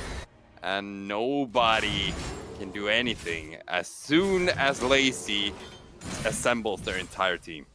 And that's what I was saying. This is Lazy Life knowing when they are strong. Even though the game started out slow, we've hit the mid game, we've hit the important power spikes, and they know the limits of their champions. Now they're utilizing it to the full force, and Bloodline with no engaging tools other than the Nautilus are falling prey to the Alistar. Sim's been disengaging perfectly, just keeping Bloodline where they want them to be. Right now, the only win con for Bloodline is if Chaos goes absolutely crazy in a team fight. But right now, like, the front line and the CC for Lazy makes it impossible for them to get the Pibble and to Cry. And they could just stand there, basic attacking and bursting down every single member of Bloodline. Milkshake, not even taking that much damage from the snip anymore. They just need to crack the base now. That's all that they need to do. With that Baron buff, of course, it's going to be a little bit more difficult. But Lazy, even if they get caught by a Sander hook or ultimate over the wall, they should be able to make the comeback in the fight unless something really, really bad happens. Have to let go of the second tier turret. Chaos should be quite happy with the fact that Milkshake did not reach him with his ultimate there. But with no objectives on the map, Bloodline still free to defend, gather up resources, try to get those ever so critical third items, especially for barriers. Getting the Terminus would make it way easier for him to survive an incoming assault. They can't face check the jungle though. Cry even moving towards the wave to maybe bait a little bit. I mean, I don't think they will go into that bush. They shouldn't. They just have They shouldn't. vision No, to I stay agree. with. They shouldn't. I agree. The main issue that they're running into is that they only have one blue trinket. So checking the brushes is going to be up to abilities or just regular old reads. Chaos, though, he can approach the side lane just to make sure someone is there. Did you see the blasting cone just disappear right in front of him? If he took that, he and Strato would have fought. But oh, they're playing music in the bush. Bong, bong, bong. Can we get a timer? Can we get a timer on how long they've been in the bush? More cowbell? Lana, no, no, no. Oh, good boy. They're looking. No, Lana. Well, they have a ward. They see. How that. long are they gonna invest in this bush? I mean, they're just waiting for the objectives to spawn. They're in no hurry. They're engaging mid. Oh, yeah, Chaos investing a lot of time down here They're as going well. in. Up. Let's take a look. It's actually a good play from Bloodline, but they will lose their support. Taking down Milkshake quite low, but cannot execute him. But right now sustaining. And Chaos. with the support gone, this is the main engage tool. Yet again. Yeah. Now they can only run in with Chaos as a crew. Sim is free like to... they did all the other times. Exactly. And Sim is just free to roam around, look for anyone who dares to approach, headbutt them away, maybe even a knock-up or two. Oh, Lazy. wait. I don't think Sim is trying something spicy here as Chaos is actually pushing them out of the pit. And Lofty's doing some pretty good damage here. Reset on Baron. They're back on it. I think the Bloodline approach from an angle Lazy didn't expect. Sim was on the other side of the pit trying to prevent a steal. Instead, Chaos could get flanked here. Yeah, they're gonna cancel him mid-air. Sim is going down quite low, but they're gonna try to turn this around. Chaos sidestepping a lot.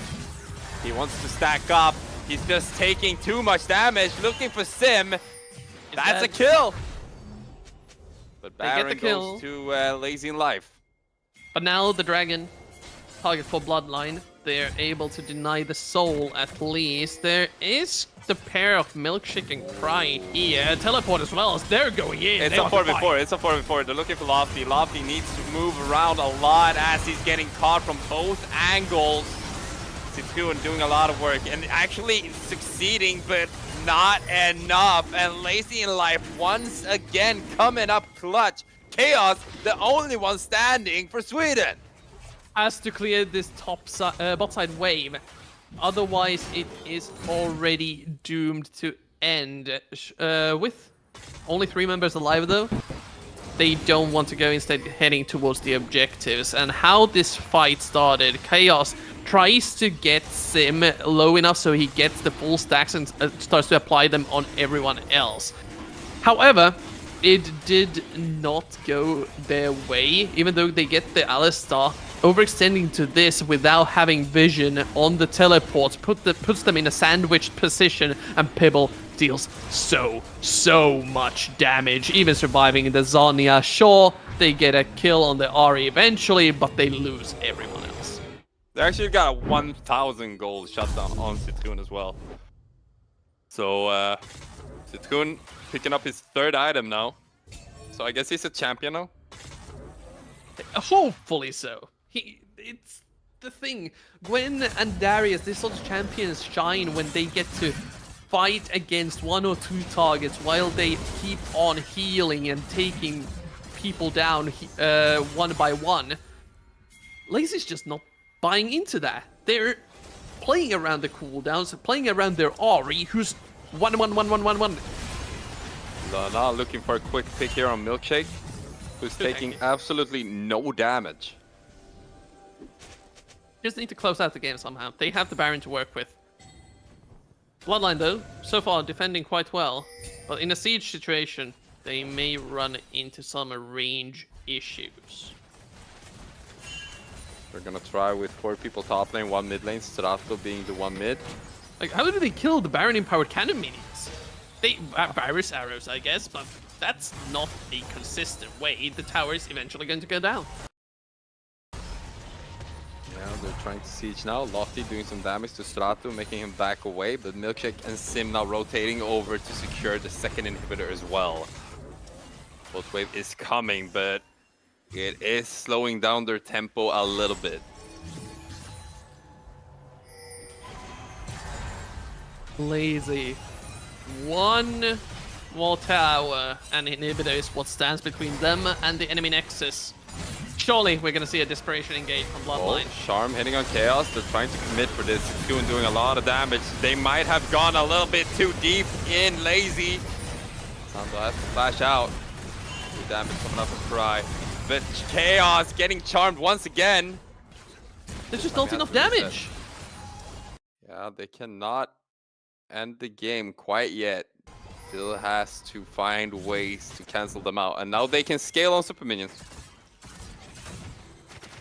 And since they have the soul, it becomes even harder for Bloodline's consistent DPS members to take down these literal meatballs, this time Norwegian meatballs of Aatrox, Vi, and Alistar. If you thought Alistar's damage reduction is annoying enough, combine that with the soul. He's just free to stand wherever he will and keep his carry safe. What Bloodline can do, though, is now that they have 2 waves of super minions, they can start funneling them into the barriers, into Lofty. That's perfect. Well played, Lofty. And just escape. Still doesn't get out of them, get them out of this siege position. The tower, if you hadn't seen the HP, you won't see it too long because it's about 1 or 2 forward attacks away from just falling into pieces. All Lazy needs to do is walk up with their tanky members, focus down the tower for a couple of moments, and it should be gone. A lot of CC hitting on Chaos. That's not the HP you want when you take the last fight, Chaos. They have to give. Good work from Lazy. A reminder, if Lazy wins this, Norwegian win streak continues in the RPS. One last engage, Bloodline needs to look for something.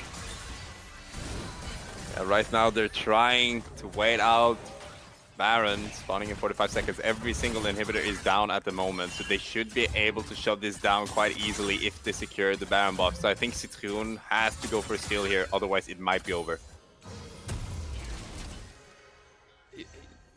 They're just gonna play it clean. They just get the Baron, play around the super minions. Eventually, Bloodline will not have the wave clear to defend against this.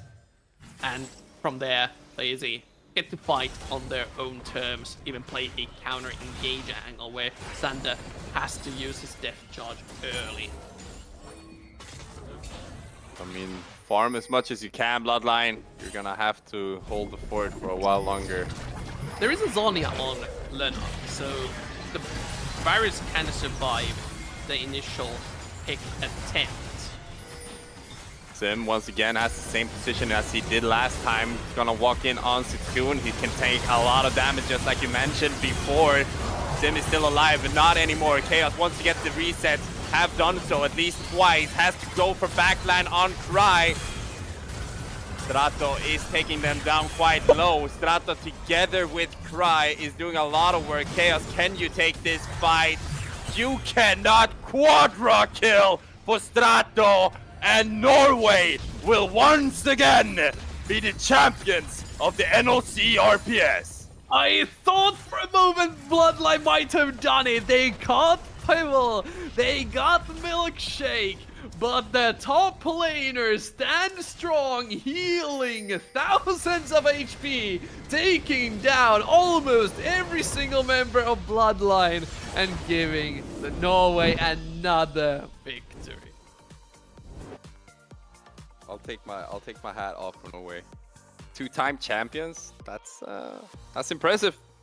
It is. Even though we didn't have an old Norwegian final this time around, Bloodline gave it their best shot, but I guess Norway just once again proves that they are the strongest region in the Nordics, plus UK. Yeah, with that said, we're gonna take a little break. When we come back, of course, a winning interview. Be right back.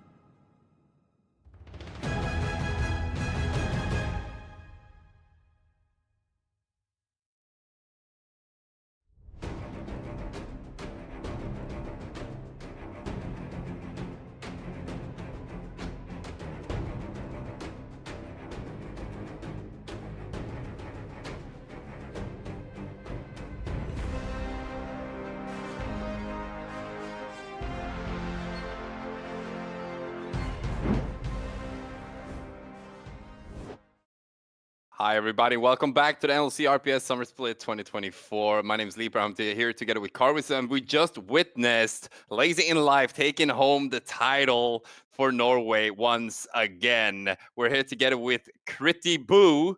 I don't know if I'm saying that correctly, but Critty, is Norway just way too good at playing League of Legends? I don't know. I just came in this tournament as a sub. Like last second, I just get info that you need to play with our ADC is Mia. He can't play. And then they are saying it's grand finals and shit, and we are playing versus the best players. And all the games is just the same thing. Like I don't know. We are just playing the most usual things in the history, and apparently enemies aren't even too good to fucking win with 7k gold lead in first game. I don't know. Yeah, it went really weird once you came in as the emergency substitute. You got to play the two lane swaps. First one as Israel, a second one as a Scion. So how did it feel? I think you're a top laner by your regulars. Yes, I'm a top laner. How did you feel playing from the ADC angle the first game? I mean, I didn't feel really anything unusual because I am playing ADCs on top lane in solo queue, so I'm kind of used to top lane matchups, but I'm kind of shocked to see that nobody on our team does know how lane swap works and how do we need to swap them. So it was kind of just weird to look my team just running around and doing nothing for the first 15 minutes then an enemy are killing us. But I guess it's useless skills, I guess, if enemies aren't doing anything with it. You guys did come back in that game where everything went a little bit haywire, and then you swapped it around, making you kind of the top laner with the Scion in the lane swap, while your team's top laner and support went with the Senna Aatrox. How did you come up with this idea?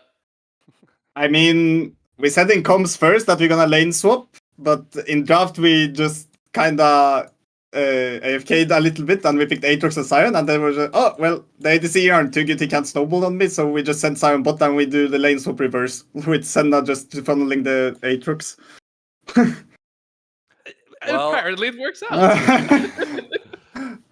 Well, it's kind of amazing you coming in clutch here, coming in after Bloodline taking off the first win. You come in as a substitute, you're a top laner, you're playing ADC, and somehow you guys closed it out in 4 games. I mean, what was the dialogue when you joined the team? Like after being in a solo queue game, obviously. What did they say to you? Like, what was the dialogue? I mean, the dialogue was like, what champs do I play? But I was pretty shocked because it wasn't like super prepared for the draft for game 2 and 3. And also I was kind of shocked after game 3 that I said, oh, we are done now. That's fine. And they said, no, we need to play one more game because it's best of 5. And I just said, how the fuck did you lose to those guys? Like, come on. Like, it's not real that I'm subbing in ADC and our team with an ADC main is losing to those guys. It's not real. Well, strong words. Strong words. Well, you guys did become the champions of the RPS, keeping Norway to win streak going. Congratulations from us once again to the entire Lazy in Life gang. Welcome to Division 2. Thank you. And yeah, thank you so much for showing up for the interview. Thank you for interviewing. And it was a great series. I hope the casters had a great time watching us at least keep playing those games. Absolutely. We did. Okay, then I'm gonna head off. Thank you for the interview, and thanks for having me. Yes. With that said, everyone, that concludes the NLC RPS Summer Split 2024. My name's Sleeper, this is Carvis, and once again, Norway is champions, but soon we will be back with more seeds from the regional leagues, and once again, we have to find out what region is the best. Do you have any last words for us, Carvis? Another season awaits us. It's been a great time watching the regional series. It's been even greater watching the RPS facing off between all the countries. Finland will come back stronger to finally take down the rest of you people. But just thank you for all the co-casters. Thank you everyone who participated in the stream. Thank you production. Thank you admins. Thank you everyone. It's been an absolute pleasure. Finland's coming back stronger, guys. Trust.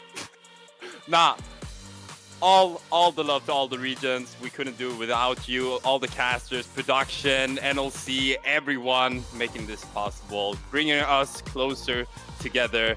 I can't wait for next season to start. But for this time, congrats to Lazy in Life for being champions, and also congratulations to Bloodline for making it to NLC Division 2. That's all we got for you guys today. Thank you so much. We'll see you next season.